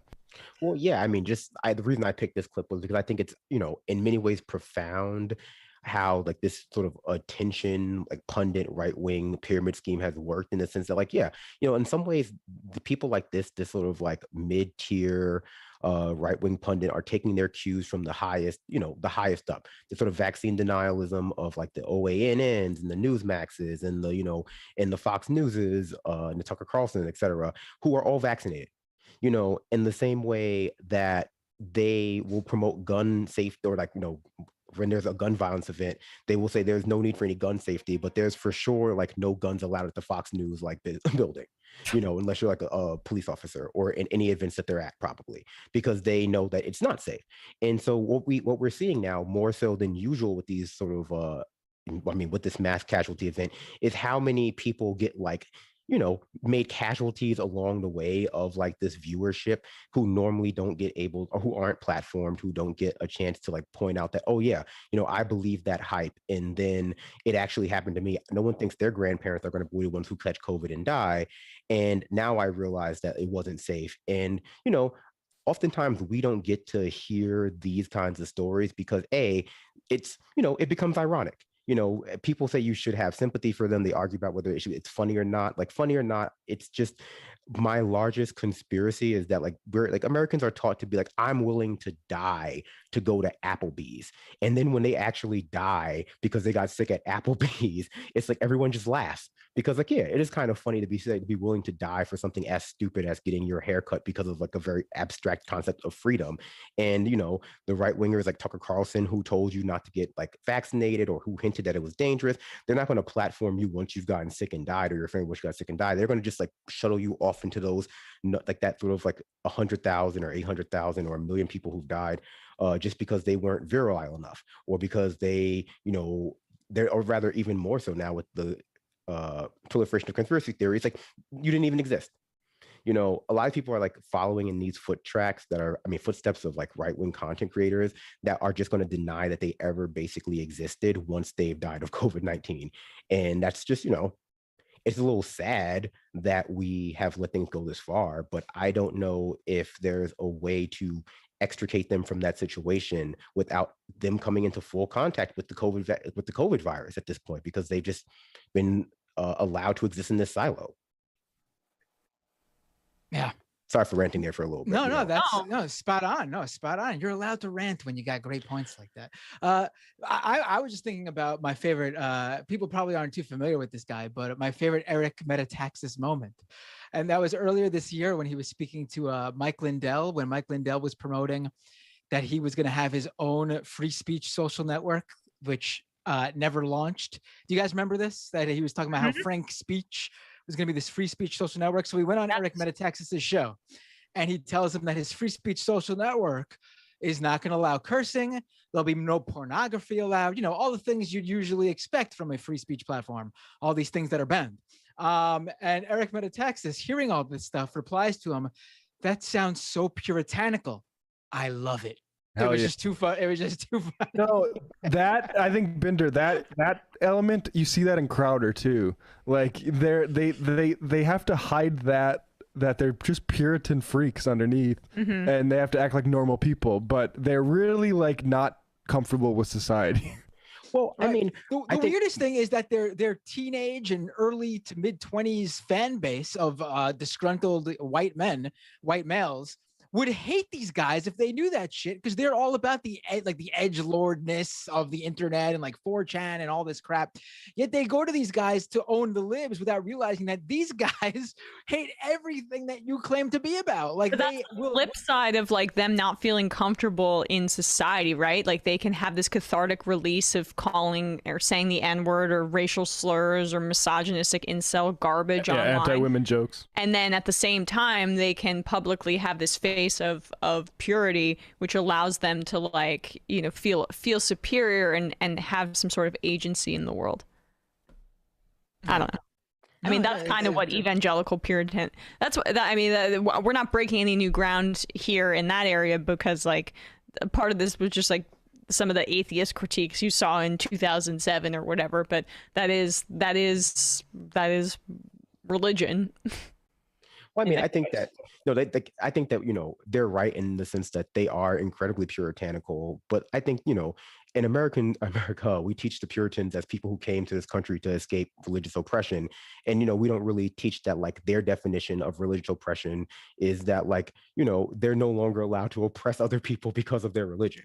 They're not allowed to like ban Christmas or like demand people not like pray in certain ways. And we've kept up that tradition, I think, of like the status quo, people defending the power, being allowed to define oppression of their people as like literally not being allowed to oppress others.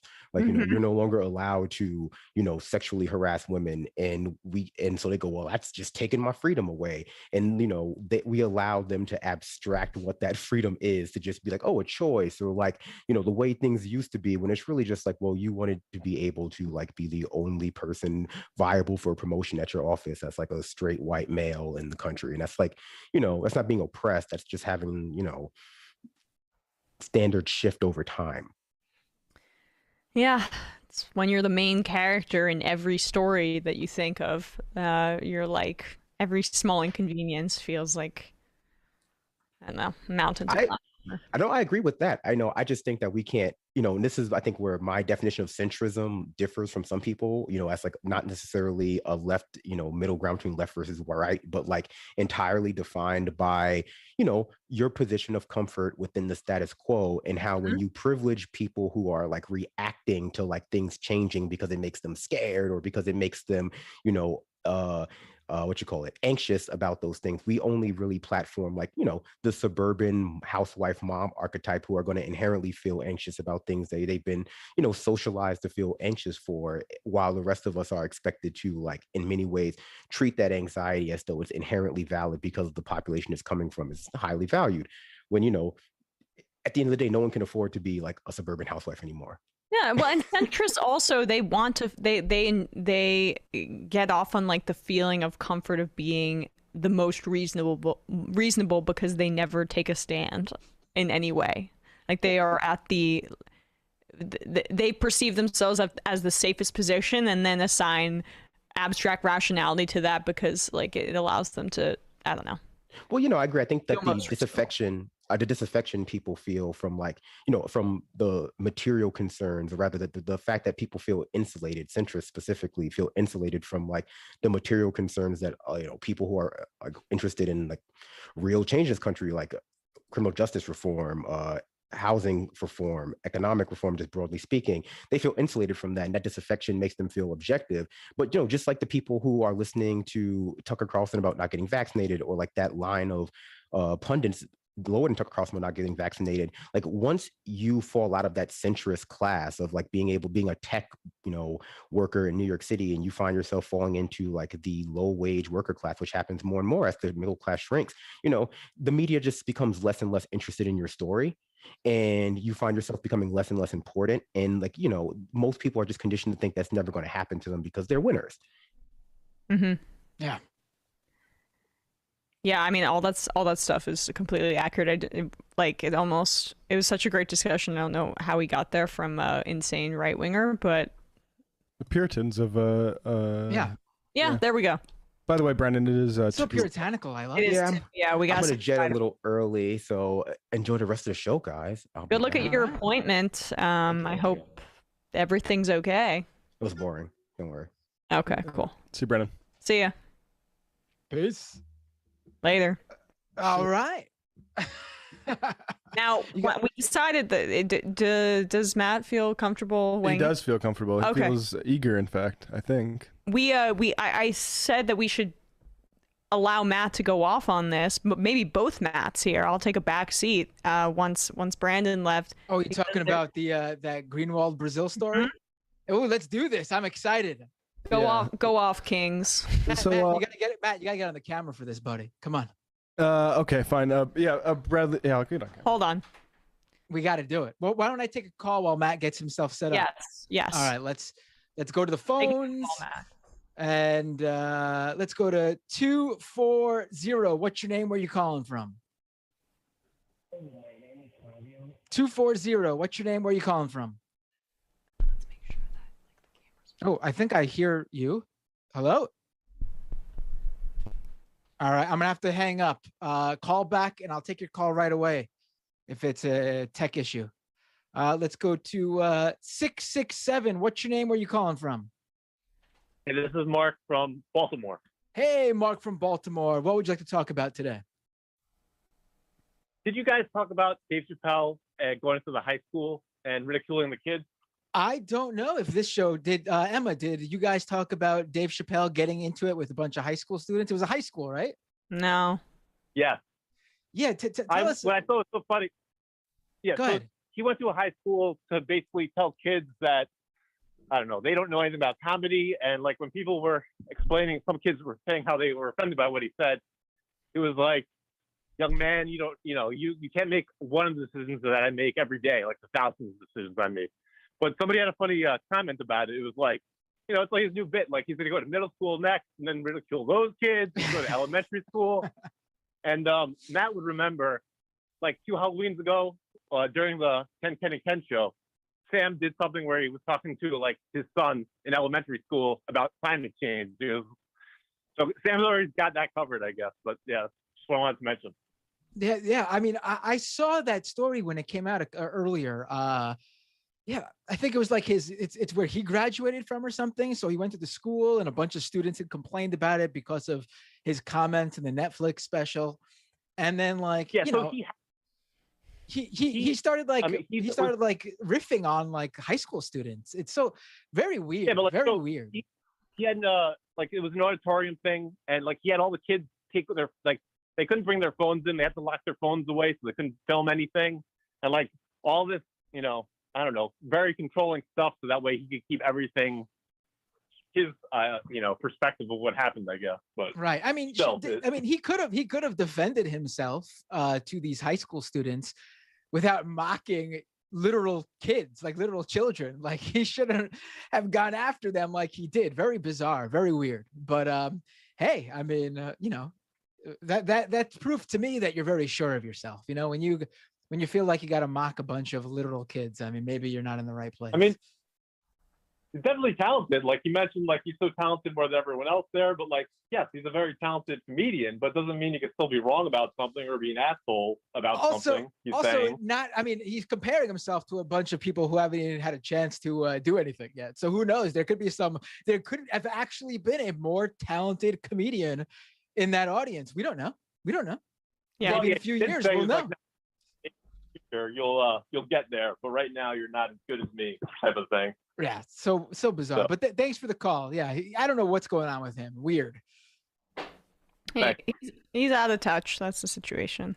Yeah, he's turning into Jerry Seinfeld. Actually, remember a couple of years ago, maybe even like close to a decade ago now. Maybe every 10 years we get a new old comedian coming out whining about colleges today. What's the deal with the kids and cancel culture? Maybe we'll get that every 10 years from these guys. But Jerry Seinfeld also whined about how he couldn't like go perform at schools anymore because they don't like his jokes. Because I don't know what he's talking about, honestly. Like Dave Chappelle, fine, the dude says stuff, but Jerry Seinfeld, what edgy jokes is he making that college students? Well, the airline peanuts like joke, like is that what was the one that was it was about a gay French king? I know that. Right, like who cares, man? No one's canceling you because you're not edgy or relevant. You're not making any like canceling him for jokes. Yeah, I mean, come on, buddy. They're canceling you for other things. Like I did maybe Jerry Seinfeld went with Dave Chappelle to his high school so he could find his next girlfriend. I don't know. Whoa. Hey-o. What's the deal with these teens? Thanks for. Oh wait, we already hung up. I was about to say, like, I've been watching a lot of Seinfeld recently. Hard to stop thinking about that.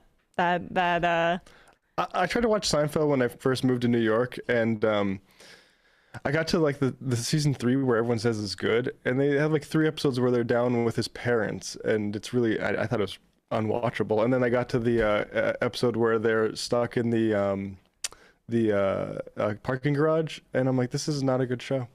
Well, hot take, Matt is not in favor of Seinfeld. Not a Seinfeld stan. But I actually think Seinfeld's a great show, but the best parts are with everybody but Jerry Seinfeld. Like yes, he's the worst character. Yeah. Elaine and George are my favorites. Although, like, George's perpetual horniness has not aged that well. Although I still find it pretty funny. All right, well, let's get to the main event. We have our dueling Matts, but in concert, here to talk about a story I haven't read yet. But I'm fascinated to hear about. So there's a new brief story out of Brazil Wire. Brian Mayer, who's been on Left Reckoning, and we'll get him on Majority Report at some point, I think, has a new article, Greenwald's embarrassing public spat with Brazilian Union. And Bradley, if you want to put this up for folks, I think people should read it.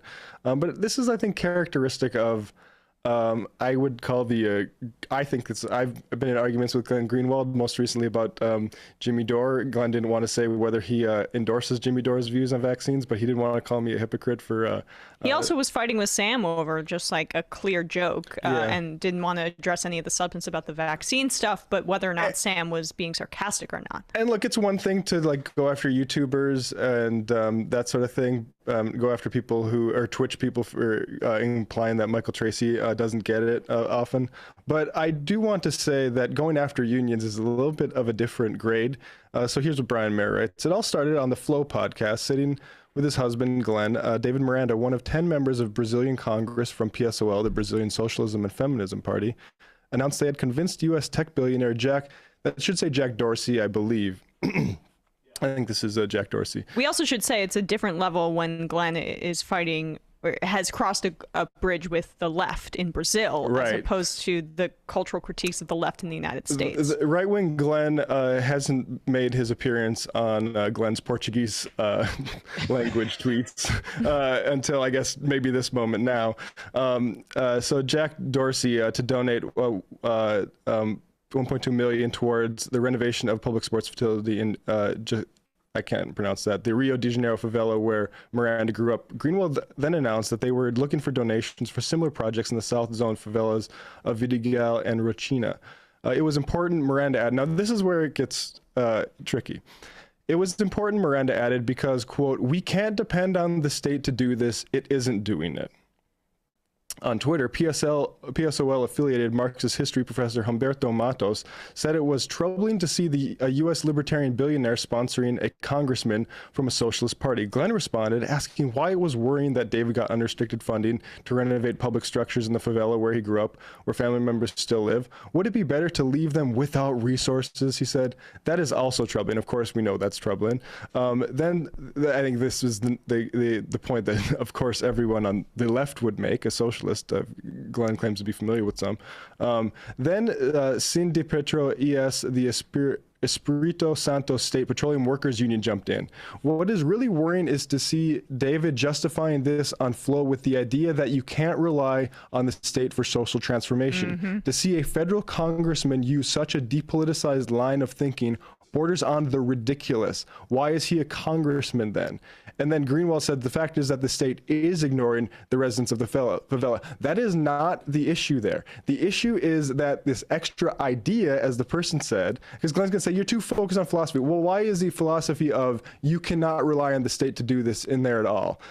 Because that's why Jack Dorsey and these Bitcoin freaks want to make these donations, is to send that's the message that they want to send with these donations. So anyway, Glenn says, the fact that the state is ignoring the residents of the favela. David's mandate is to pressure them to do more, but is grotesque and immoral. So now we're at grotesque and immoral. So we're really getting moralized language, to not do everything you can to try to improve the community, especially the one you grew up in.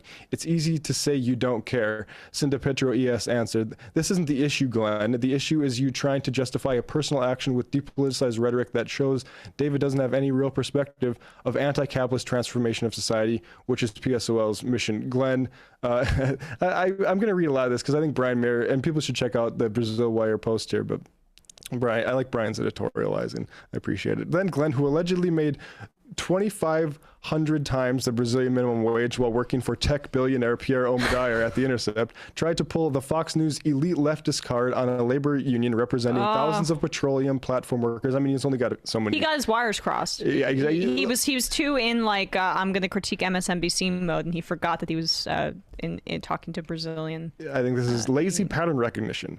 Pull the elite leftist card on labor union representing thousands of petroleum workers who earned an average salary of 1.7 times Brazil's Brazilian minimum wage, around about $350 a month, US dollars in 2020. As David explained on Flow, he said, for some privileged leftists, politics is a game. This is really all that Glenn's got for marketing his new fancy platforms. As David explained on Flow, for some privileged leftists, politics is a game to show purity and superiority. For people who grew up like him, it is not an abstraction. His only purpose in politics is to improve the lives of the people, and this is what he is doing. Cinda Pietro answered, we are qualified to talk about this, Glenn. We work on many partnerships in vulnerable communities. Using the privilege card to bury criticism of political action doesn't stick here. And we know very well that contradictions and dialogue make up an important component of good base level organization. Greenwald answered, I think the people in the community have the right to decide what they want to improve their lives. It was a group of residents who created this renovation, and they asked us for help to find financing. I worry about their wishes, not your ideological dogma. Cindy Petru ES responds, you continue trying to change the subject to make it look like criticism is being made of the social project itself, Glenn. Again, this is like this bad faith stuff, it's fine. Directing that at me or Sam or Binder or Emma, like any YouTuber, fine, even journalists, whatever. That you cannot like make these like have a category distinction between these are people that are actually doing work. You continue trying to change the subject to make it look like the criticism about the social project itself, Glenn. That's not it. The criticism is over the justification used for this project that was made on a communication medium with a large audience, because it was ridiculous to hear this from a federal congressperson from a socialist party. Glenn answered, I think that the part blah, blah, blah. Glenn saying the same thing. And then just as a final point, this is troubling because the type of idea that the private sector, through its generous donations, is the answer for the morose bureaucracy of the state is basically what right-wing billionaire-funded groups like Renova BR and MBL espouse. It's basically the entire theoretical basis of neoliberalism. LOL. Now, that's the I like the LOL at the end. Yeah. And that's the thing, right? Like, this is laundry for neoliberalism. And Glenn's response is going to be, I don't care so much about labels and stuff like that. You're but too guess ideological. What? You included the ideological claim that you cannot rely on the state here. Like that is what upset these people, and that's what is always going to upset a like Marxist party. Like, right? Like, you can't just like, I mean, I think this is fairly obvious. Binder, you can. I've been talking for a while. I wanted to hear what you. To be fair, I think it's his husband, right? David Miranda. I think he's the one who said that, which actually makes it worse, though, because he is an elected official in Brazil. Yes. And it shows that there's carryover between what Glenn is espousing and with his husband, which we hadn't had evidence of before. On that point, that's the problem. Let's take Miranda out of this. Glenn and his relationship with Tucker. Who's influencing who there, right? Does it seem like Tucker is becoming more of like the Glenn Greenwald, where he's going after Sam Harris for being Islamophobic? No, that's not what Tucker Carlson's doing. Glenn Greenwald is taking on more Tucker Carlson characteristics. And I've often been like, kind of like hands off a little bit on Glenn, because I think there are people in Brazil who really respect his work, but this if it seems like he's trying to put basically Bitcoin libertarian BS about the state and how it's impossible, and the only thing we can depend on is Jack Dorsey. Yeah, Jack Dorsey is what we should depend on. Please, private billionaires. I mean, we're like, there's constantly this critique of liberal elites, and yet in the same breath we're going to talk about the reliance on donations of billionaires literal tech monopolists. Yeah, I mean that's literal libertarian ideology. It'll be interesting to see what Jack Dorsey gets out of this, because obviously there is going to be something he gets out of this. He just left Twitter. He is changing the other company that he is the CEO of, Square, into a full-blown blockchain company. They just announced yesterday that they're changing their corporate name from Square to literally block, to stand for the blockchain, because they're going full-on crypto. They're going full-on crypto. And he's donating all this money to this project in Brazil. We've seen what's going on in El Salvador.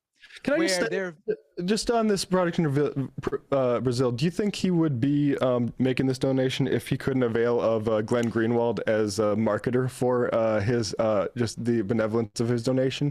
Do you think that relationship is kind of essential here, or did he just pick a favela at random? No, he wants this. Right, exactly. I mean, even I think Greenwald even said in his tweet, if I recall, he said how people at this favela came to his husband, who's a congressperson in Brazil, and wanted funding.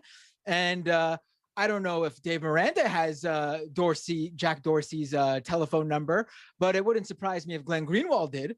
And they hooked up with Jack Dorsey. I mean, Greenwald's working with a number of various different big tech companies, or tech startups, I should say, who have received VC funding. One such company received funding from Peter Thiel recently. And, it wouldn't surprise me if Peter Thiel's got Jack Dorsey's number. So long story short, Glenn Greenwald was a necessary cog in the machine to get Jack Dorsey to donate the money. And on top of that, he has political influence, as we mentioned. I mean, literally by vis-a-vis his husband. So. And look, I'd say, fine, figure out a way to take the money. Figure out a way to do it that doesn't contradict everything the party that you're supposed to be representing stands for. Like, that should be basic. And the fact that Glenn's smart enough to know that line, that's the line being crossed here with what was said about you can't rely on the state. Right. I think, looking back there, Miranda should have just said the state isn't doing it, because that would have been just you could critique the government. That's just descriptive. It's not. It's not saying. It's not obvious libertarian claptrap. It's not ideological. Exactly. What was the exact line again that he used? Because I'm all for taking. If you could convince a millionaire or a billionaire to give you a large batch of money, I'm all for taking it, as long as there's no strings attached or no ideological bent you're promoting for them, or any project of if this is a strict out of the kindness of his heart donation, then fine, that's great. But there's probably some sort of string attached. But even with that aside, like you're saying, he got what he wanted out of it, just out of that one line said on that program in Brazil, if anything.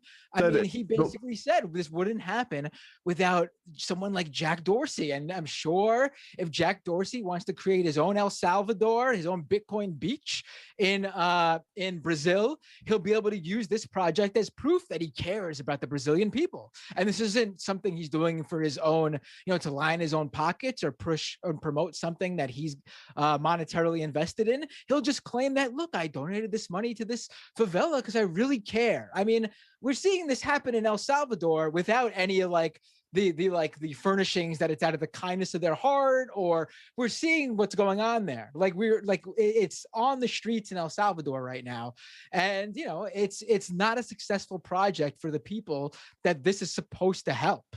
Yeah, as quoted by Brian Muir, the quote was, we can't depend on the state to do this. It isn't doing it. Again, the first part of that statement is just not something a leftist party can say. I think that, or that's an ideological claim. So let's just treat it as one and just admit that we got beef here, and that this isn't just trying to do what's best for the community. That's honestly cowardly. Own what you're saying. Right. To make people understand from obviously, if you can't understand it from this bent, just imagine you, a leftist that you enjoyed here in the States was criticizing the Biden administration and then said, and that's why we have to go to Jeff Bezos for help, because we can't depend on the government. I mean, you would disagree with that wholeheartedly. You'd say, yes, the Biden administration is dropping the ball here because this, and say, and this is what the government should be doing. This is their job. This is where they are best able to take care of the people. You wouldn't go Medicare for all is not helping. We got to go to Medicare for all is not happening, I should say. The Biden administration's failing on healthcare. So we got to depend on Jeff Bezos to pay for all our healthcare, and that's the way it's going to be. No, but you would mock that idea if this was in the U.S. Exactly. I mean, this is basically a really elaborate way of disguising the fact that you think philanthropy is the answer. And then we're talking, okay, this is the ideology of the very liberal elite that is being cited at the start of this conversation. You won't let the favela savers like Jack Dorsey come in and save everybody. I mean, this is essentially like, say, if I don't want to pick a leftist politician because I'm not as familiar with like where Miranda stands relative, but, you know, say a member of the squad basically said, and this is why we need to, and Mike Bloomberg to dump some more money into this foundation, right? I mean, I'm kind of rephrasing what you said, Binder, but it's a bit of a, I mean, that's, or if like Ro Khanna got off on Bitcoin stuff, we'd go after him for it. Yeah, right. And he's a Democrat. I don't know, like, yeah, I don't know what yeah. I mean, you can call it purity to not believe that philanthropy is the answer to Rio de Janeiro or any problems. That's just me. They call me a purist, leftist, Marxist, obsessed with purity. I don't think philanthropy of tech people and PayPal billionaires, I don't think that's going to save it. I think they might do a lot for Glenn and his immediate family. Like, I think go on, get that. Yes. To act like that this is going to do anything for society at large is gross. Honestly, yes. Philanthropy is largely a scam in order for wealthy people to get out of paying their taxes. I'm sorry if it's not ideological. I hope it's not too ideological. Yeah, stop being a purist for being anti-philanthropist. And it's to get good press, though. Don't doubt that part of it. They get all the accolades, and also obviously the philanthropy is the main issue. But to add a little bit here with the whole Jack Dorsey's crypto moves, I mean, this is a regular scam we see in the cryptocurrency that's blown up over the past year, the charity angle that all these different cryptocurrencies and their advocates try to go with. Oh, invest in this cryptocurrency. There's a charity angle. We're giving away a percentage, and they all turn out to be scams, or they're all just deployed to market the project that they're building on so that they can line their own pockets even more, like they get something out of it. Again, can't speak specifically to Jack Dorsey, but I'm suspect on anything involving someone who's heavily invested in cryptocurrency and them doing some sort of charity or donation. Absolutely. I mean, this is because we have basic pattern recognition of how capitalists have been operating. And yeah, I mean, it's very funny. I'm the edgy person that is standing up for venture capitalists and crypto guys. Good. Yep. You're the anti-elitist person, Man, apparently. This anti-elitism is lucrative. Awesome. Yeah, it's nice. I love all this anti-elitism keep ends me up downstream of PayPal money. It's dope. Right. I mean, even like the non-scam cryptocurrency projects, like, you guys familiar with Constitution DAO that happened right before Thanksgiving? We talked about this last night on Left Reckoning, yeah, a little bit. They tried to. It was like a okay. So DAOs are basically like co-ops built on the blockchain. Again, something that crypto people need to think that they invented, even though it's existed for years and years and years and years before cryptocurrency was even a thing. But add a blockchain in there, and hallelujah, we're geniuses who invented something brand new. So it's basically a co-op, and they try to get people to basically crowdfund via cryptocurrency to buy a copy of the U.S. Constitution that was going up on auction. It was like the first copy that's been sold on a public marketplace since like the 80s or something like that. And they ended up raising something like $40-something million from crypto people. And the auction happened. They bid all the way up to 40 million and then lost to funny enough, the CEO of Citadel, the stock market company that is involved with all the shadiness about how Robinhood cut off GameStop selling over during the beginning of the year. But anyway, so they lost, and they promised to refund the money. Now, this is where a lot of people like me were like, all right, is this where the scam comes in? Is this where the rug pull is? But they actually did say they were going to refund the money. But here's the problem. The crypto that they fundraised with is Ether, which is built on the Ethereum blockchain network. And Ethereum is known for having extremely high transaction fees called gas fees. Basically, like if you donated like $5, you basically were going to end up paying an extra $100 in fees just to send the donation. Now, let's say you did that. Now you want but let's say you did that for a larger amount of money. Let's say you sent $200. They take out the $100 in fees. So you actually sent them $100. You want that $100 refund? Well, guess what? You got hit with fees again. So if you want to get sent that money back, 100 minus 100 in fees, you're looking at $0 refund. This decentralization sounds great. Yeah, it's awesome, isn't it? Now here's the funny part. The median donation was around $200 something. So people donated $200 some odd dollars to buy the Constitution, which I should also add, you wouldn't have actually owned a part of the Constitution. Like this isn't the regular like co-op thing where you actually own a share of whatever it is you crowdfunded or whatever. You didn't own a part of the Constitution. You basically just got a vote, depending on how much you spent too. So, that's also another democratizing thing, right? The people who spend the most get more bigger. That's what Henry Kissinger means by democracy. Right. So you put money in to basically get a vote on where the U.S. Constitution copy got to be displayed. So you spent that money, they lost, you want your refund. If you sent the medium amount of $200 something, you end up paying half that money in fees going one way. You want it back, you're going to end up paying half that amount in fees going the other way, leaving you with $0. You didn't even get to be part of this Constitution vote because your project lost. And so basically, it was a big project to help fund Ethereum miners. The people who are spending all this energy mining this shit got your money through the fees. So congratulations on a wonderful project that really changed the world, showed the power of the people to get together and basically fund a bunch of polluters. Yeah, I mean, the thing is like, when they try to act like they're doing something besides just trying to make the most amount of money for the least amount of work, right? Like, why this copy of the Constitution? It's not because it's decentralized at all or anything like that. They want to decentralize it. They want to own something that's going to appreciate and value because it's like basically not a rivalrous product. More than one person can't own that, right? And that's all it is. You see this when we're going to do a city, a Bitcoin city, and that's just a land buying scheme. It's just trying to convert this shit into land. Or we're going to buy an NBA team. Yeah, guess what? That's another monopoly you're trying to buy into. And this is just people trying. And I think it's amazing how genuinely people lie to themselves that, oh, actually, I think Ethereum might do this, or I think Bitcoin might actually do this, and it might actually create a more like level society. And it's not. But I mean, we were talking about this after the show yesterday. Like, this is the same way certain like lawyers will say when I'm representing ExxonMobil, I'm actually defending democracy because everybody has the right to a defense, even ExxonMobil.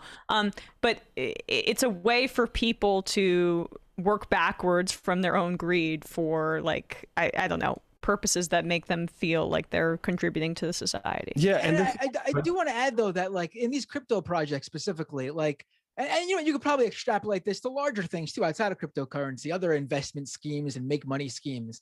Like, if you think about it, like who gained out of any of this? Obviously, like I said, the miners, but also the people who put this project together got press.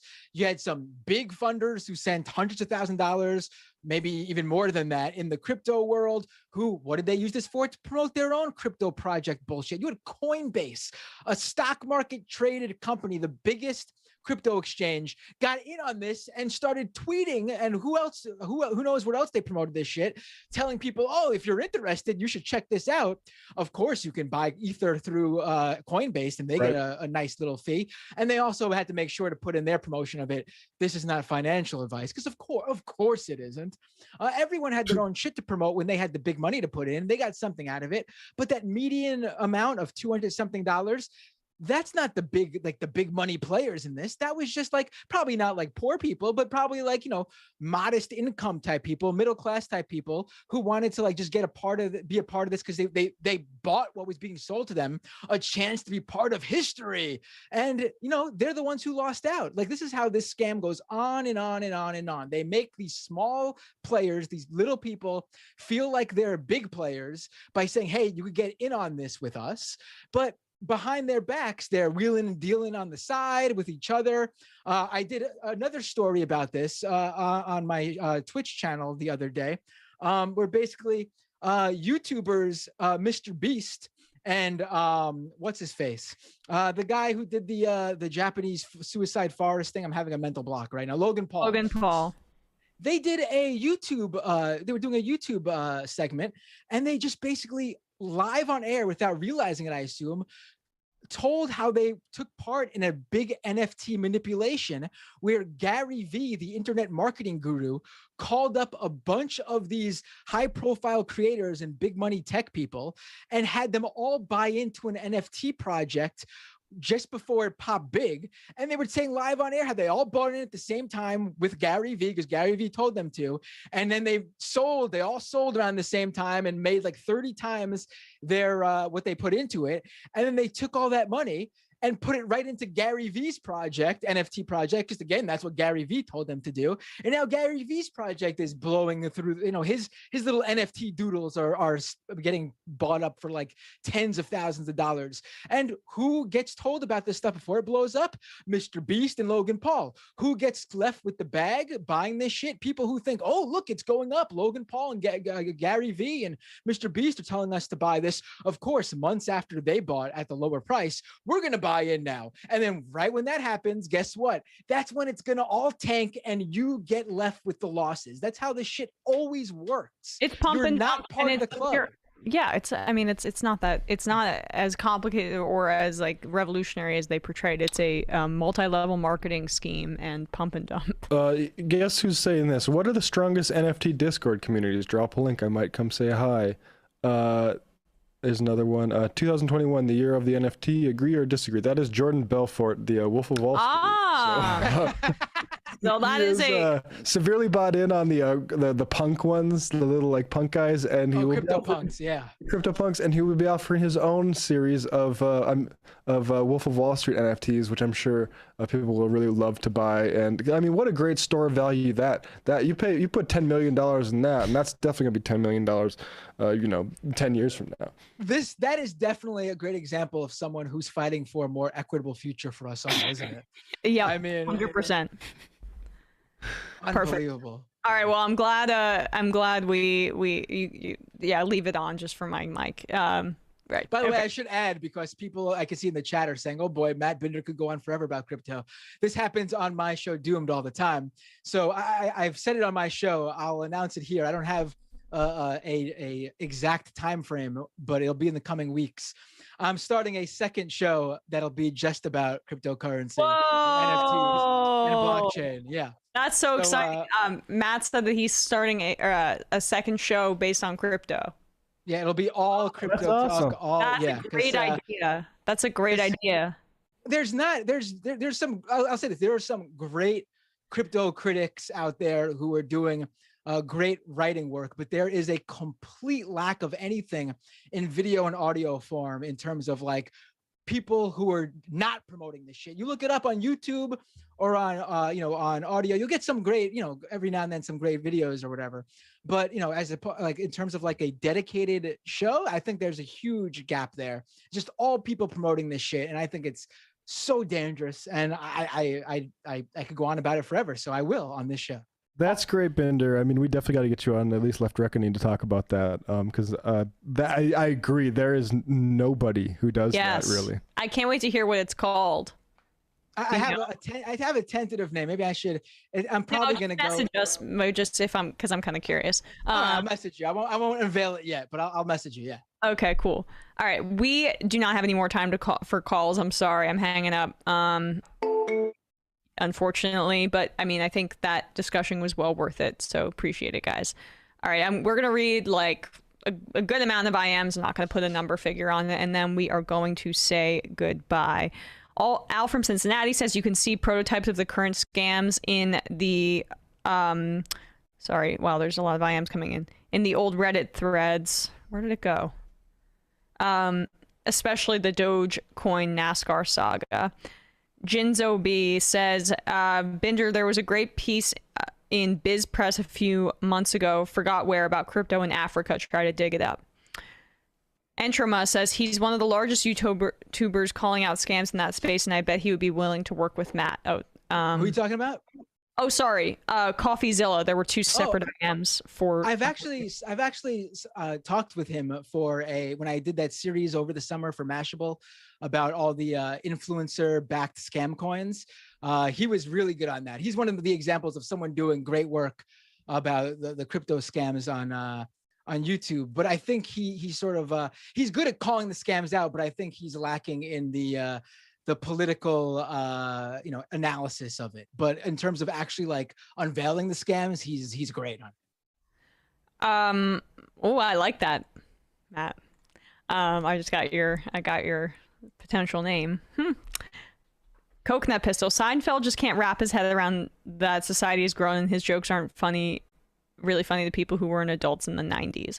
I do like Seinfeld, but I've heard a little bit of his recent comedy and it's imagine making billions of dollars off of like maybe slightly above replacement level comedy, and what it would do to your brain. I feel like you probably have what Jerry Seinfeld has. Well, I mean, at least I still think Larry David's got his I love Curb. head on straight. Yeah, I love Curb too. I like Curb more than Seinfeld, but I still like Seinfeld. Transistor Rodeo. Let's not forget Jerry Seinfeld dated teenage girls as a 40-year-old man, said in a Jerry voice, "What's the deal with these kids today? Why don't they want to date me anymore? What's the deal with age gap relationships?" Non-regional listener, George is by far the most relatable. Yeah, I would. If you're a man, I would say that. I love Elaine, but I mean, I love Julia Louis-Dreyfus. And you can't really say Kramer's the most relatable these days. Yeah, I mean, my favorite characters are the parents. Jerry Stiller as George Costanza's dad is great, and Jerry Seinfeld's parents. They're the actors, but like I am basically Jerry Seinfeld's dad. Where like I don't want something unless there's a great I'll see a product and be like, don't give a shit about it. Huge sale on it, great like deal. I'm like, wait a minute, I'm interested now. I'm all about that. I don't know. I'm now like becoming like a dad, and Jerry Seinfeld's dad is basically. You are a dad. I'm becoming like the cliche classic dad. Gotcha. So yeah. Majority Report wardrobe coordinator Emma, have you considered using your spot on Tulsi impression to prank call people like Doran Greenwald? Don't have their numbers, but maybe at some point. Bob, just to clarify, I think he visited the high school he attended. Talking about Dave Chappelle. Okay.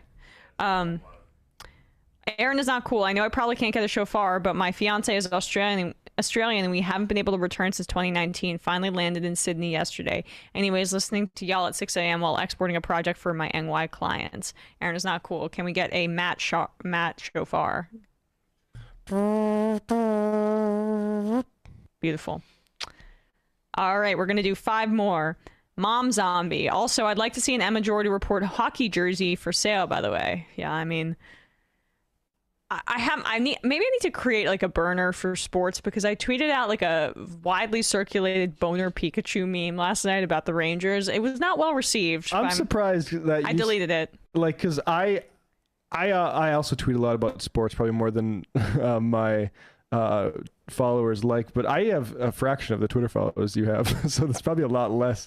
Like, well, I guess I don't know, have you been regularly cultivating them with like, guess what, if you're gonna follow this, you're gonna be getting some sports? Well, I put it in the description. I mean in my bio, but I don't think my followers like it for the most part. But I now have like friends on Giants Twitter and Rangers Twitter, and some in Knicks Twitter as well, like just because I'm so and like I tweet for them mostly. But like I realized that some of the inside jokes on sports Twitter just there's no crossover, including that meme, which people did not appreciate. So anyway, regardless. I missed when my Twitter was just about sports. I'm just seeing this now. I don't know if you guys knew about it, but did you see that the person who was traveled to New York for a conference and had the Omicron variant of COVID-19? Did you see what event they were attending? Because this is pretty, No, I did. They were attending the Anime NYC conference at the Jacob Javits Center. Well, they were attending the what? The Anime NYC conference. I'm sorry, I think that's hilarious. Were they in break costume? That would make it even better. I mean, yeah, and now there's all these like official government accounts from the Biden administration and the New York City saying like, if you attended Anime NYC in 2021 at the Jacob Javits, please check out these links. I'm sorry, God. it's just we're gonna see a lot of government accounts saying the word anime, which is enjoyable to me. Ray says Cenk Uygur talked about Enes Kanter recently. He gave Enes Kanter freedom. He gave a good background about Kanter and who he supported in Turkey, a right-wing former ally of Erdogan. Oh, I want to check that out. That's I don't have that context, so that makes it even worse. Yeah, I want to. Like, if you challenge Erdogan, good. Challenge Erdogan from the right, no. Right, exactly. Glum Grindelwald, before you buy into the narrative that Michael Tracy doesn't slay the puss, I must inform you that I have a massive library of spank material from every sexual encounter. All right, I mean, oh no, this is like, don't say stuff about ropes. All right. Oh goodness. Come on, dude. That's too vulgar. Yeah. Sun's out, guns out. Please do an interview on the book The Knowledge Economy by Roberto Ungo, Lula's former ideas. It fits right in with the idea of opportunity zones and offers strong alternatives to the form of conservative industrial policy. All right, like 3 more, and then we're going to be hit out. Well, I just add one more thing to the convention thing. That everything I'm seeing is making sure that they specifically say that it was an adult male who attended this NYC convention. I'm sorry. I thought that was implied. I think that's funny too. I'm sorry. All right, continue. All right, 3 more. Come shower with Crowder. I was looking for a jacket in the area where I hang my clothes and found Steven Crowder. I told him that he doesn't have to hide anymore, and he deserves love just like everybody else. I don't get that. Did I say something inappropriate by accident? No. I think was it just Crowder doesn't have to hide from Sam Seder, or maybe it was another closet joke. I'm not sure. Oh, got it. Yeah, it's a closet joke. Okay. Binder Dad. Best Broadway experience was Pee Wee Herman on Broadway. It was an update of the original 80s HBO special. Oh, yeah. But that is my dad, and we did go to that together. It was about a decade ago. Yeah. Hi, Binder Dad. Pee Wee's Playhouse on Broadway. He did like a comeback like 10 years ago and brought the old original like children's show version of it back to Broadway, and it was great. And the final I am of the day, Emma Kuhn. Don't make a second Twitter for sports, Emma. Keep doing you and get more sports fans to see leftist views from someone that they don't hate. I hate sports, but we need to put up with it. I think so too. I think I'm convinced. I appreciate the affirmation. All right. Matt, Brandon in absentia, I should say. That's that's Sam's thing to say. And then also Matt and Bradley, thank you guys so much. Great stuff. We will see you all tomorrow. Peace. It might take all the strength I got to get to where I want, but I know somehow I'm gonna get there. I wasn't looking when I just got caught between the truth and the lie bar. But finding out won't make me feel any better. Yeah, I know.